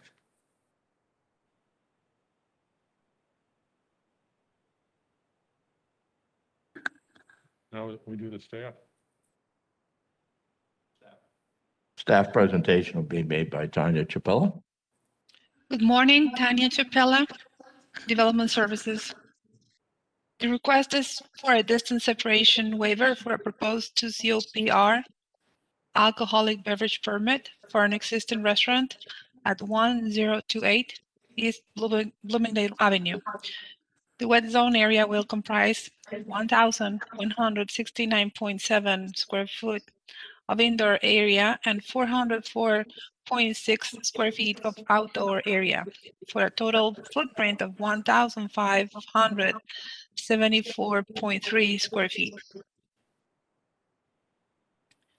Proposed 2COPR wet zonings must be located at least 500 feet from specified community uses and 150 feet from residentially zoned properties. For the submitted survey, there are no residentially zoned properties within 150 feet of the proposed wet zoning. However, there are 2 community uses within 164 feet of the proposed wet zoning. The applicant requests an 84-foot distance waiver from Resurrection Community Church to allow a separation of 416 feet. Staff found at the shopping center, it's separated from the Resurrection Community Church property by a private right-of-way, a solid wood fence, and a row of shade trees. Additionally, the proposed wet zoning is separated from the church property by a pond and a wing of the shopping center, resulting in a normal route of travel between the 2 uses of more than 1,400 feet. The applicant also requests a 336-foot distance waiver from the Peacock Plume, a childcare center, to allow a separation of 164 feet. Staff found that the proposed wet zoning is separated from the Peacock's Plume Child Care Center to the north by a wing of the shopping center, resulting in a normal route of travel between the 2 uses of more than 800 feet. Additionally, the entrance to the proposed wet zoning faces east, away from the Peacock's Plume Child Care Center. For those reasons discussed, staff finds the proposed wet zoning approvable. This concludes my presentation. I'm here to ask any questions you have any. Thank you very much for your presentation. I don't believe there's any questions at this point.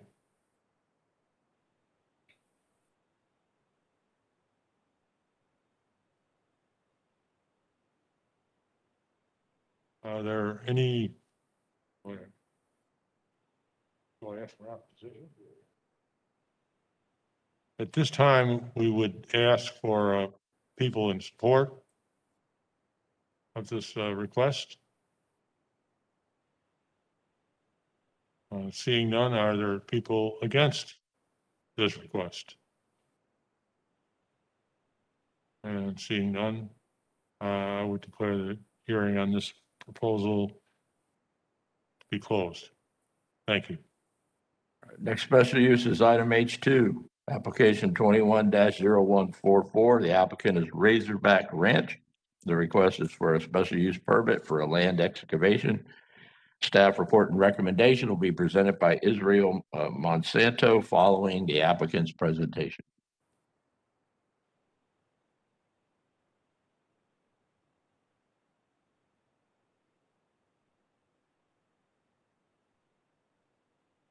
Morning. Good morning.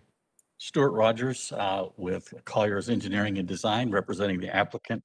Address is 5471 West Waters Avenue, Tampa. This proposal is a land excavation that was originally permitted back in '04. The land excavation consisted of two lakes, the southern lake, which is completed, and the northern lake, which is still in process.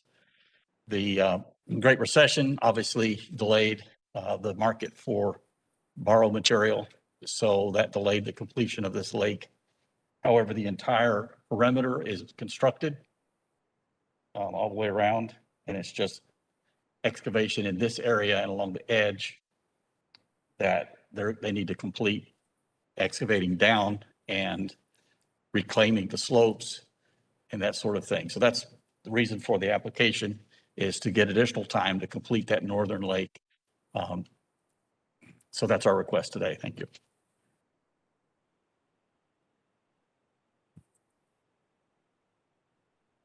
Any questions? I don't believe I have any questions. Thank you.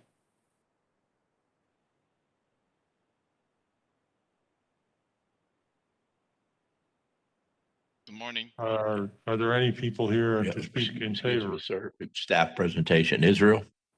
Good morning. Israel Monsanto, Development Services. This special use permit request is for a parcel zone agricultural rural located at 16410 Baum Waimama Road, north of the intersection of Baum Waimama Road and State Road 674 in the Waimama area. The subject site is approximately 479 acres in size and has an active land excavation special use permit under 041711 permit number. The special use was approved for the creation of two lakes with the removal of a total of 12,698,000 cubic yards of material.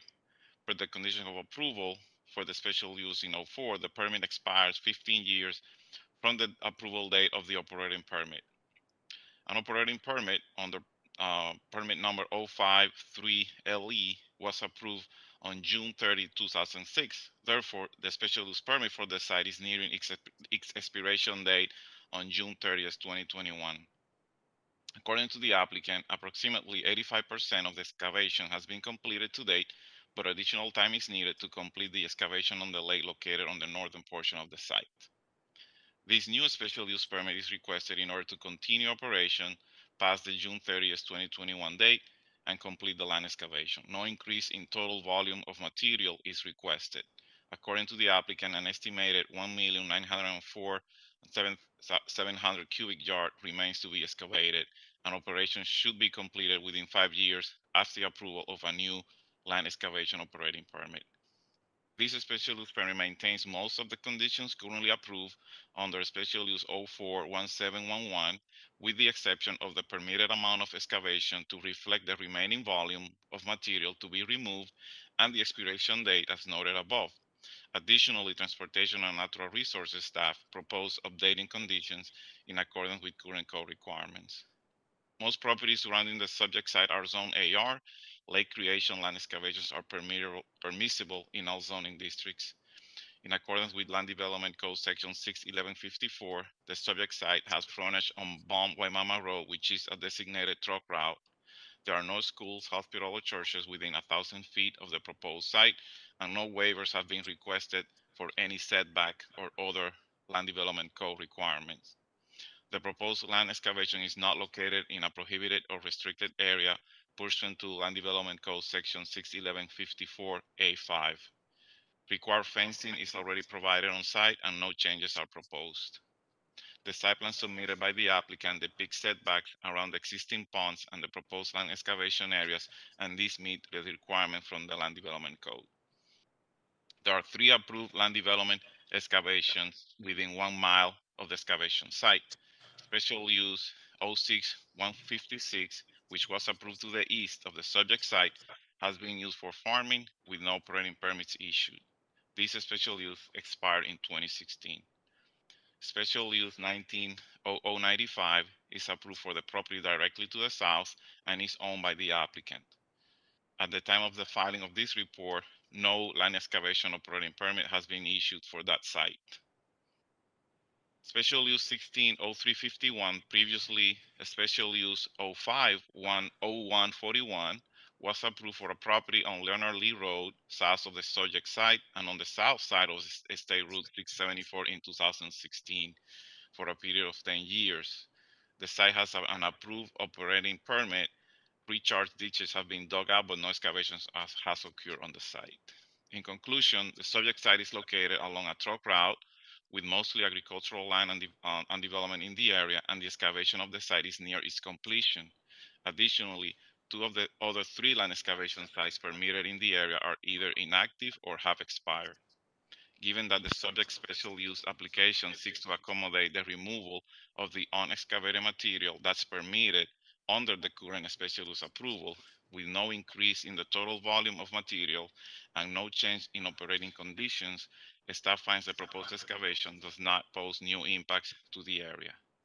No objections were received from reviewing agencies. Based on these considerations, staff finds the proposed land excavation compatible with existing uses in the surrounding areas and therefore approvable, subject to the recommended conditions found in this report.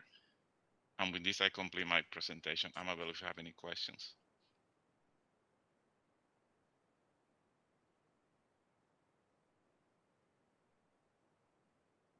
Don't believe we have any questions at this point.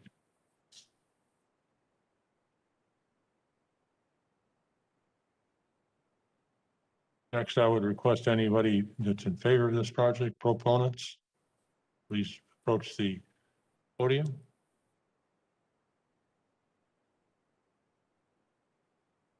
Seeing none, I would request opponents to this project. Oh. These hopeful. Good morning, sir. Good morning. Our group's going to need to be sworn in.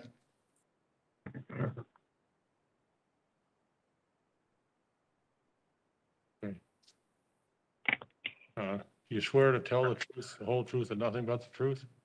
Chairman. Yes. Thank you. Buddy Harwell, Baum, Florida, board member of Baum Civic Association, president, Concerned Citizens Gibsonton. We're here to ask for denial of this application. Multiple reasons. Could you give your address, sir? 13802 Sweat Loop Road, Waimama, Florida, 33598. This is, like I say, this is an existing borrow pit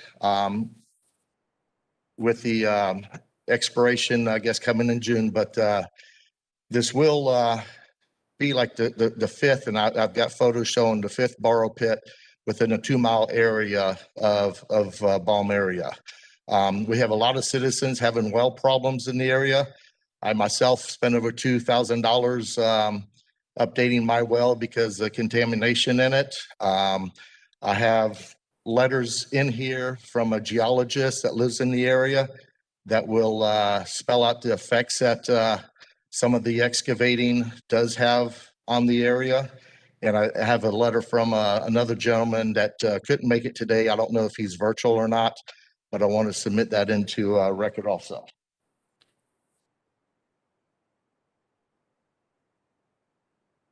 Also, I want to submit the latest court ruling on a that was done on a deny for a development in Balm, and that the judge specifically points out where the planning staff did not consider Balm's rural characteristics, the farming industry to keep it rural, talks about traffic issues, and this will add another about 110,000 dump trucks on the road one way.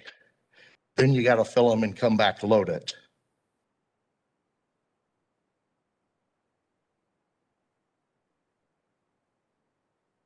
This paper talks about the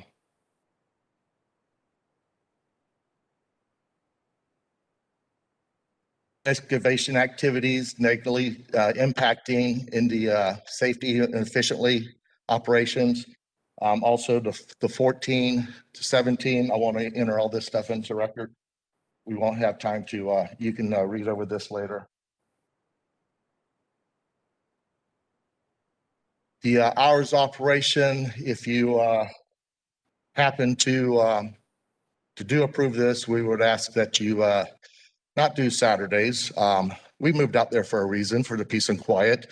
We don't want no more dump trucks. We've already got enough going on in the area.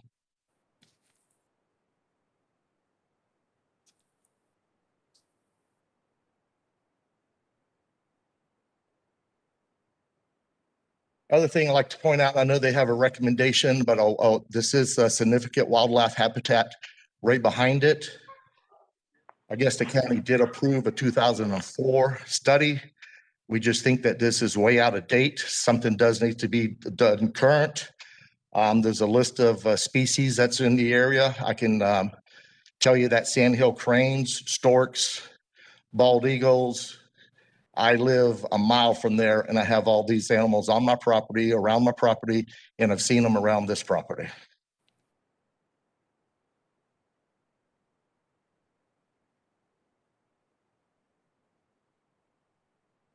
This is the area. There is a wetlands that's right here. They dug on the south side, on the north side of the wetlands, and now they want to go way up here. Another concern is digging these lakes. Are they going to significantly impact the wetlands here, dry them up? Possible. And this is another map that was on, they submitted that actually shows that this is wetlands area for this.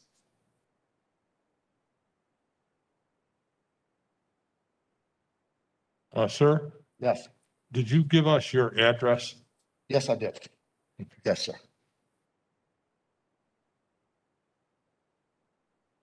This is the proposed site. You got Shelley Lakes here, that's done.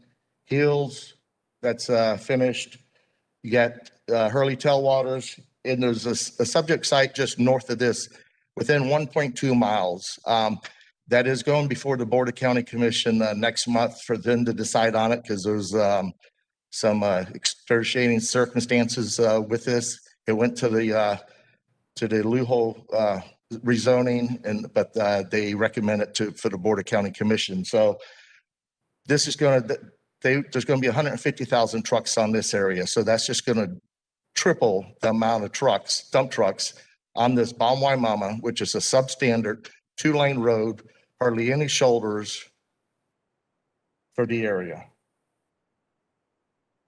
That's a picture of my mother's car. One of the dump trucks pulled out of there 2017 and sideswiped her, ended up in the ditch. Luckily, she walked away. for them.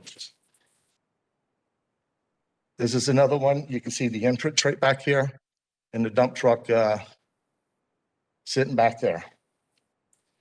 So the dump trucks, all they have on their mind is they get paid by how many loads they haul in a day. They don't get paid by the hour. So the object is for them to haul as many loads, and they do it as quick as possible. I'll enter all this stuff into record and just ask you to seriously look at all the evidence and geologist report that I'll be submitting and to deny this application. Thank you, sir.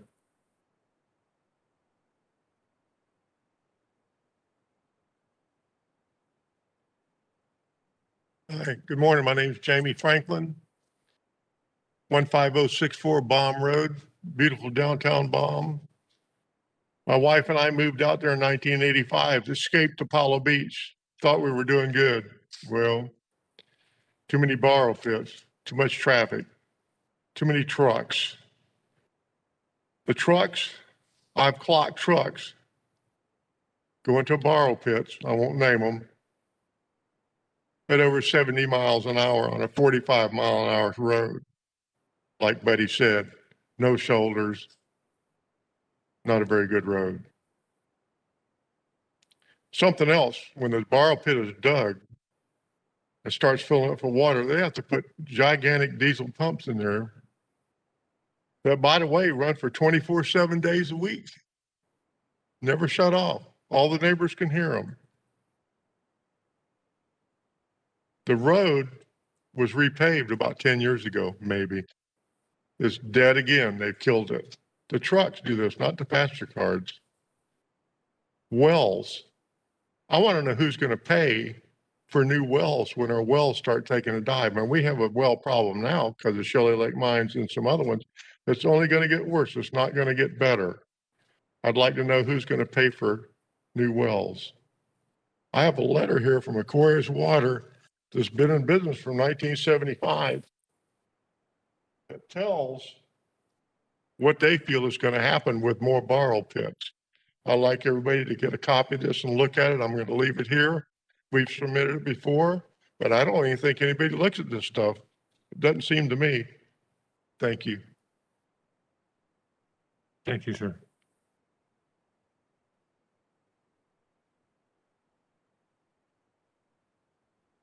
Anyone else to speak in opposition to this request? Morning, sir. Hello, my name is Glenn Fisk. I live at 14635 Sweat Loop Road in Baum, Florida. And I'm here to just speak a little bit about not so much the traffic situation, but the road surface situation. You can just drive by there one time, and also at the borrow pit for the Shelley Lakes. And if your vehicle doesn't bottom out, then you're probably going the speed limit. But anyway, there are two ripples at each intersection of these two borrow pits that we're speaking about today to compare them to each other. And to date, no one's refixed the one at Shelley Lakes, and now they're trying to get another one going in there too, to make another, like Buddy was saying, another 100,000 loads of dirt to come out of there. I respectfully ask that the commission or whomever has the authority that they police this place and make sure that in both places that they actually fix the roads so that they're back to the way they were before the borrow pits were opened. And another thing I'd like to see enforced, because I don't go by there anymore like I used to. About 3 years ago, I was going by there every morning to go to work. And more often than not, before 7 a.m., maybe just a couple minutes before, but before 7 a.m., they already had dump trucks loaded and pulling out of the one that is asking for this variance today. So whether someone's enforcing it or not, I don't know, but I'd like to see it enforced for the benefit of the folks that live around there that have to listen to this already for at least what you are allowing of 7 a.m. to darkish or whatever time the end of the day is. Thank you. Thank you, sir. Excuse me, Mr. Land Use Hearing Officer.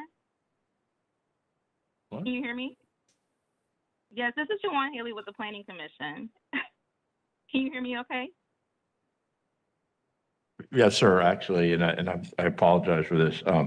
Planning Commission staff renders comments on land excavation, so that is the Planning Commission staff member. I'd like to render her comment. All right. Yes, I'm available to give testimony if I can move forward with that. I didn't understand. Does the planning commission have a report on this site? Yes, sir. I'm here to provide testimony on the special use 210144. We typically provide testimony on the general special uses. So I'm prepared to provide some testimony on this case today. All right, we're ready to take your testimony. Whoop. Okay, thank you. I'll go ahead and move forward. I'll make it quick. The subject property is designated agricultural role, 1 dwelling acre per 5 units. I'm sorry, one dwelling unit per 5 gross acres on the future land use map. The subject property is located within the limits of the Baum Community Plan and the South Shore Area-Wide Systems Plan. The site is located within the rural area. The surrounding area is primarily rural, residential, and agricultural. The special use request is to approve continued excavation of the approximately 453-acre property. The property was originally approved for a special use permit for land excavation in 2004. To date, only minor excavation of the perimeter and the topsoil layer has occurred. Because the operation permit expired after a 15-year time period, another approval is being sought. At the time of the original application, the site was in compliance with the required separation distances from residential properties, which was 300 feet. Since the original approval, the same requirement was changed to 500 feet separation in the Hillsborough County Land Development Code. The applicant is meeting the separation distance requirement on both the north and east sides of the site where there are residential uses. Based upon these considerations, Planning Commission staff finds the proposed special use consistent with the future of Hillsborough Comprehensive Plan for unincorporated Hillsborough County, subject to conditions proposed by the Development Services Department. That concludes my testimony. If you have any questions, I'm more than happy to answer them. Thank you. Thank you. I don't think we have any questions at this point. Thank you very much.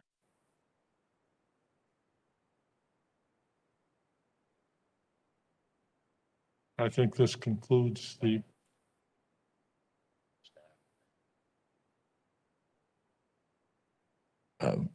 Israel, do you have any further comments? Israel Monsanto Development Services. No, I do not have.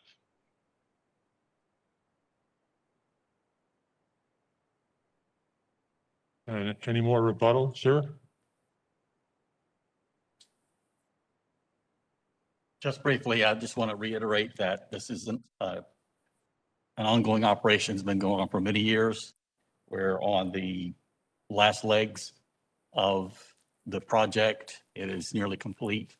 At this point, we've altered all the ground we're going to alter. We're going to use the same roads. We're going to be digging within the same area. We're already digging. We're not going out into any more property. So wildlife really shouldn't be an issue. We're driving the same roads. We're digging in the same area today that we're asking for the extension. So at this point, we're just trying to wrap up the project and finish it. There's no proposed expansion being asked for, no proposed variances being asked for. We really are just trying to finish the project under the same conditions it was originally approved. The original approval, we provided all the hydrologic studies, geologic studies. All those things were submitted and approved originally. And I will point out that there are conditions in regards to the road that if it is damaged, as a result of the operation, then they are required to repair it. So those requirements and those safety safeguards are already in the conditions. So with that, we request approval. Thank you. Thank you.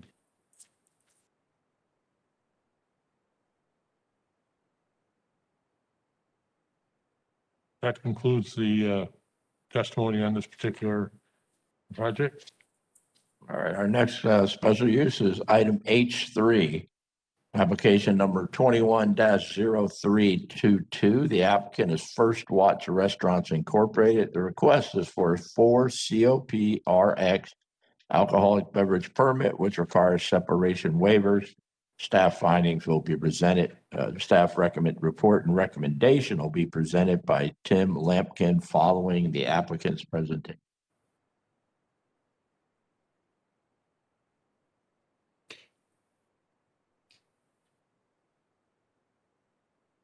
I believe we have the applicant online. It's Hannah Becker. Yes, hi, good afternoon, everyone. My name is Hannah Becker, and I'm with the Tampa office of the law firm of Gray Robinson, which is located at 401 East Jackson Street, Suite 2700, Tampa, Florida 33602. I am the authorized agent and represent the applicant, First Watch Restaurants, Inc., that's doing business as First Watch, in relation to application 21-0322. The already existing First Watch Restaurants address is 13013 US Highway 301, Suite C, Riverview, Florida 33578. First Watch is an American restaurant chain. We are here requesting approval of an alcoholic beverage special use for a 4 COP RX, which authorizes the sale of beer, wine, and liquor for on-premises consumption only in connection with a restaurant. A public hearing is needed here because this request does not meet the residentially zoned property locational requirement of 150 feet, thus requiring a distance separation waiver of 109 feet. The First Watch restaurant is located 41 feet away from the closest residentially zoned property. However, note that this residentially zoned property is a large retention pond, and it's not currently residential homes. First Watch is making this request in order to offer for sale beer, wine, and liquor to its patrons as part of its menu. There are already travel barriers, natural features, and buffers between the residentially zoned properties and the restaurant that ensure that this alcoholic beverage special use does not negatively impact the surrounding neighborhood. Note that there are also 2 existing restaurants in the same exact shopping plaza that currently hold a Hillsborough County 4 COP RX approval. Thank you to the staff who have worked with us throughout this process. We respectfully request approval of this application request and look forward to serving this community. I'm available for questions, if any, and reserve my remaining time for rebuttal.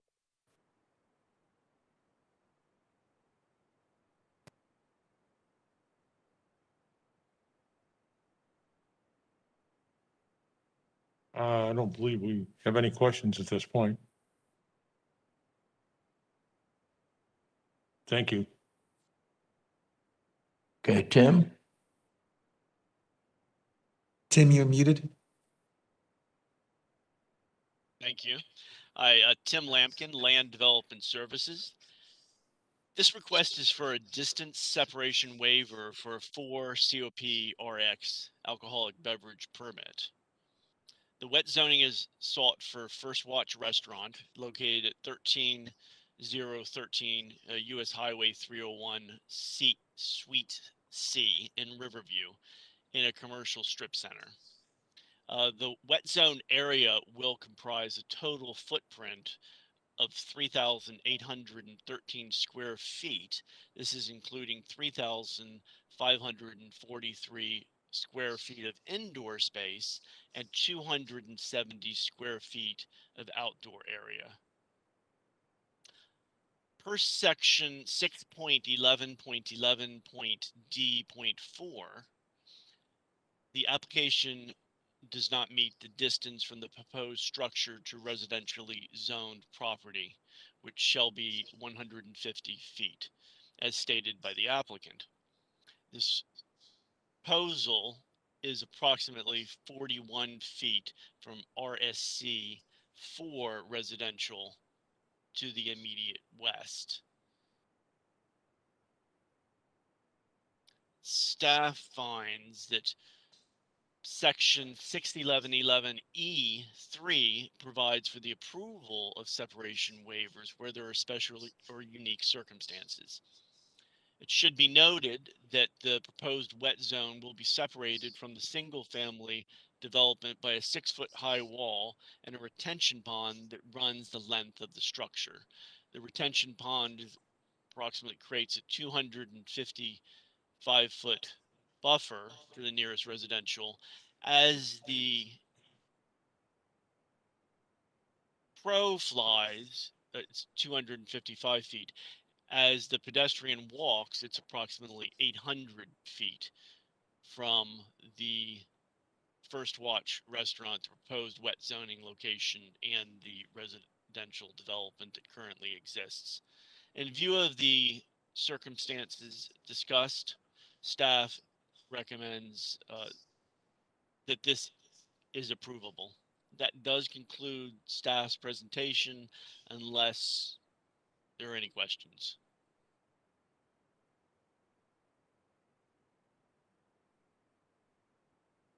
Thank you. I don't believe we have any questions.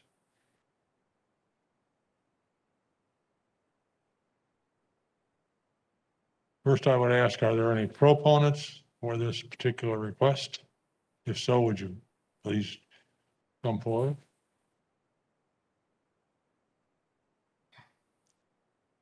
Seeing none, I would ask for opponents for this request to come forward. And again, seeing none.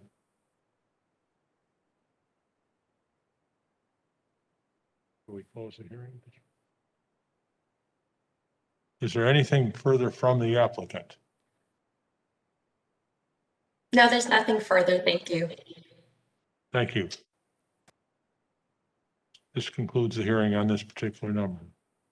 All right, our last special use today is application H4, application number 21-0364. The applicant is Saeed Al Ramadani.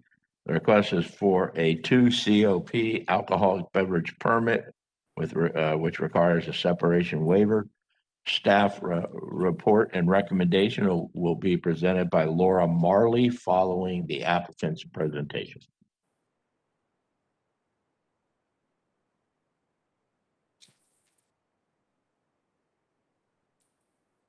Go ahead. Hi, my name is Dixie Liberty. I'm the representative. I live at 13359 Ashbark Court, Riverview, Florida. I'm here for 2824 East Barris Avenue, Lutz, Florida, requesting a 2 COP beer wine on and off premises. The building contains 1565 square feet. There is no outdoor seating. I'm here to ask for 3 waivers. The first one is the distance for the structure for residentially zoned property to be at least 250 feet, asking a waiver for 245 feet. The alcohol beverage special use is located in a plaza where there are other wet zones. The apartment complex is to the north behind the plaza. The business faces away from the complex. There is a privacy fence separation with trees and shrubs, and in the walking distance to the apartment complex is over 500 feet. This will not have any significant negative impacts on the surrounding property.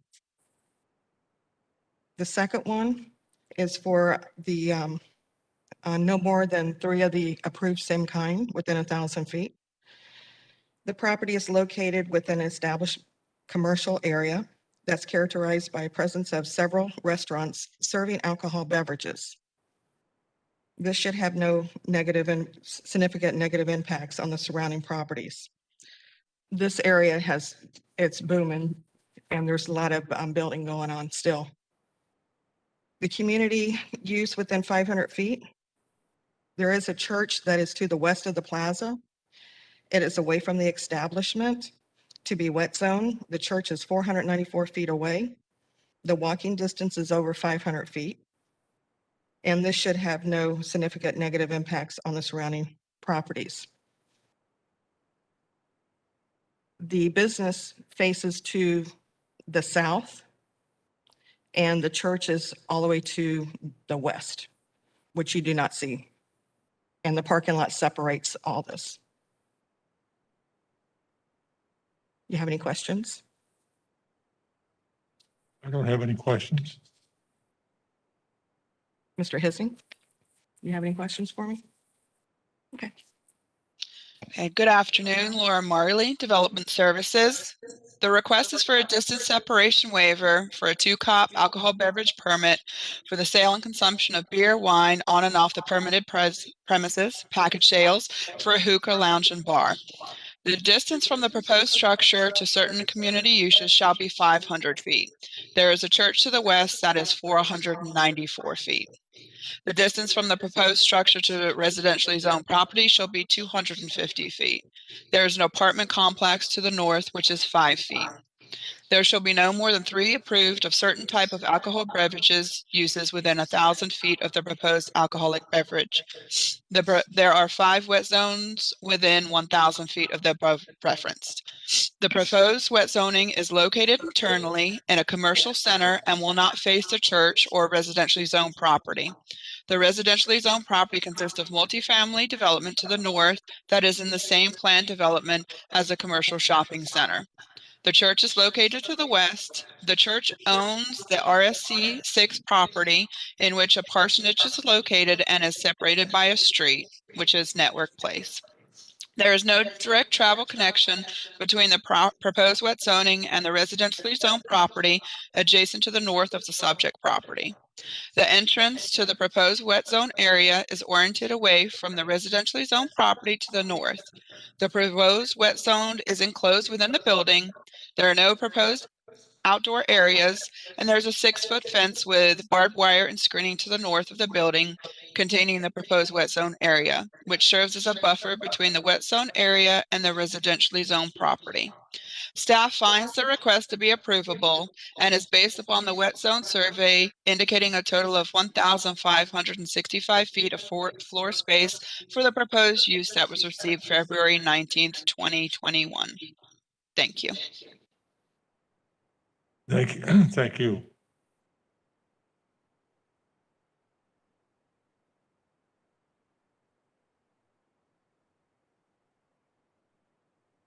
It's you. I don't believe so. Thank you.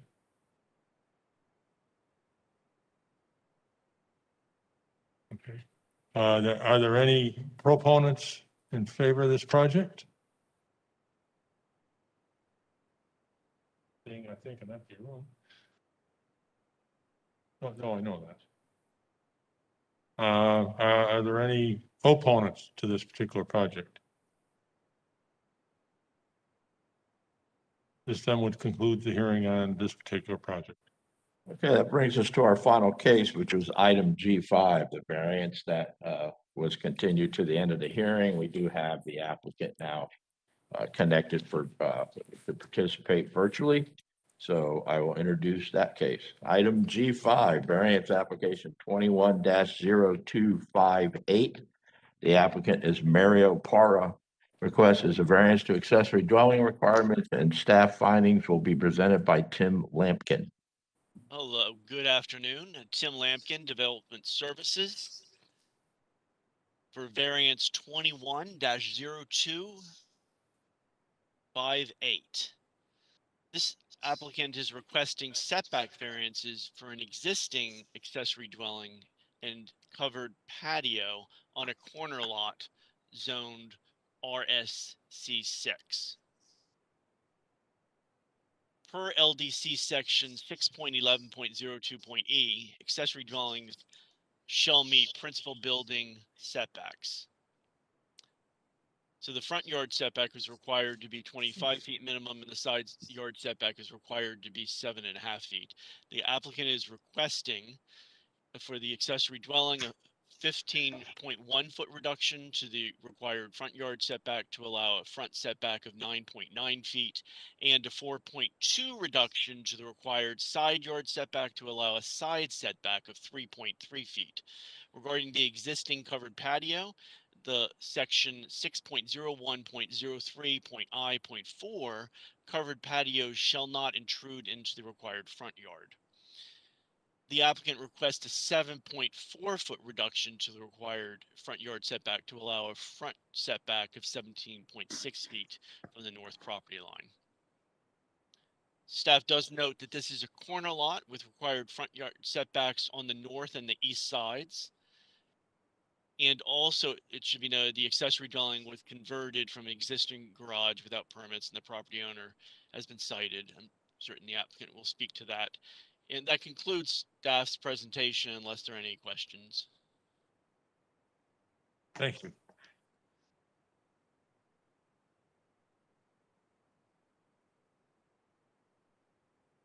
And I believe the proponents are now available. I believe we have the applicant online. Mario, can you please enable your camera? It should be the button next to the mute button.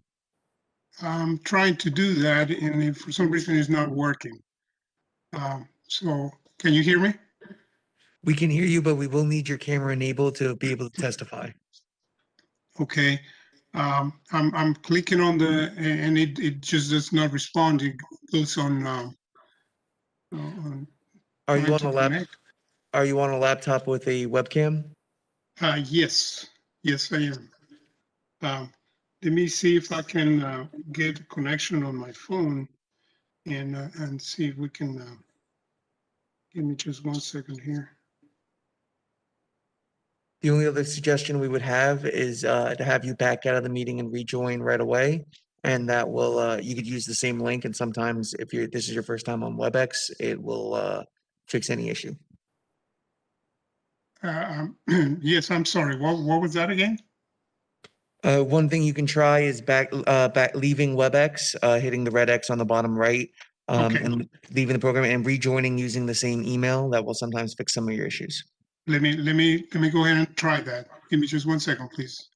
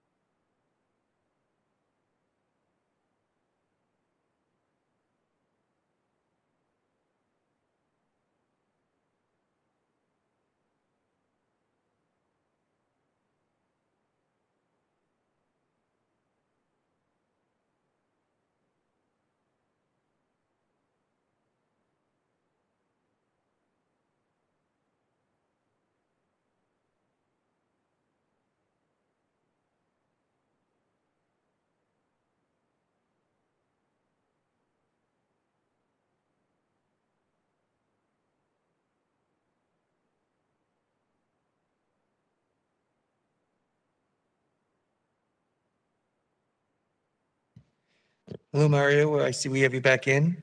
Yes, now let me see if I can, still the video won't work for some reason. I don't understand what's going on. Okay, if you have a smartphone, you can try downloading the WebEx app and using that. I will try that.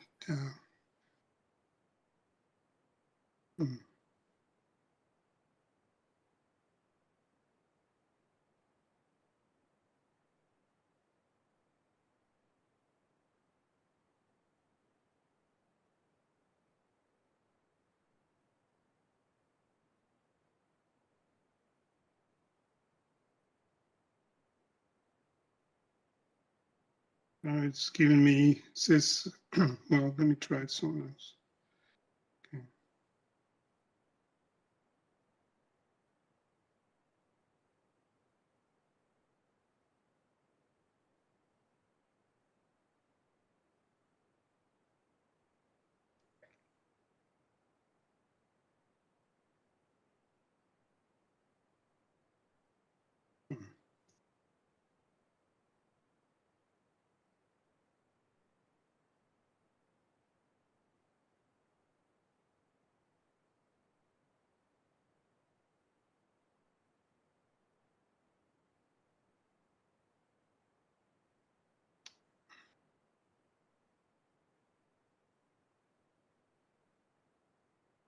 I'm sorry, it's it's asking me for passwords that I don't have available to me.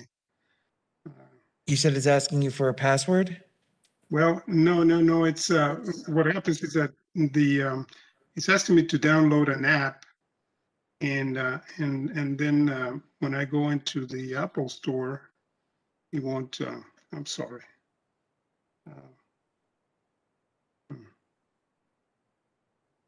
Yes, you'd have to download the WebEx app from the App Store. It should be a free app. Okay.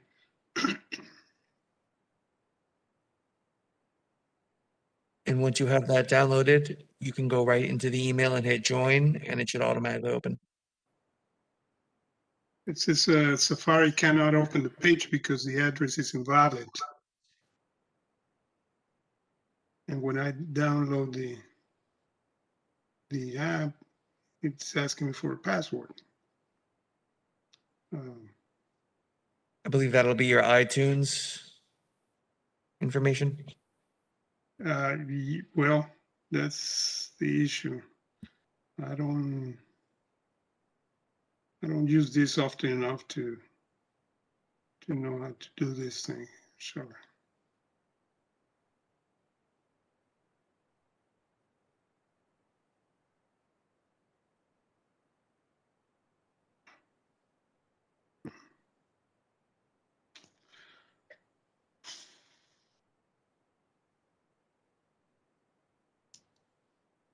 No, it's not working. I'm sorry.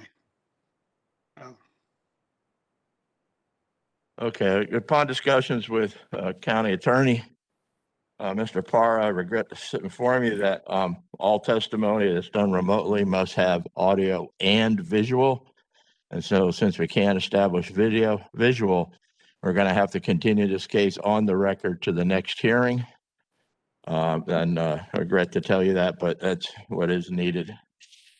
So if we can't establish video, and that appears to be the case, then Mr. Hearing Officer, all right, so this case has been opened. Or let's go ahead and open it formally on the record. I believe it was, but let's redo that. I introduced the case, so yes, it was opened. So then, Mr. Hearing Officer, staff recommends that this case then be continued to the April 26, 2021 Land Use Hearing Officer meeting at 10 a.m. Okay, thank you. Hold on. Oh, yeah, go ahead, sir. Open your mic. We're continuing case BAR 21-0258 to April 24th. April 26th. I'm sorry. At 10 a.m. April 26th at 10 a.m. Okay. Mari, are you available that day? Yes, I'm I will sorry? be, I will make myself available that day. Yes, sir. And again, sorry, but without video connection, we have no choice but to continue.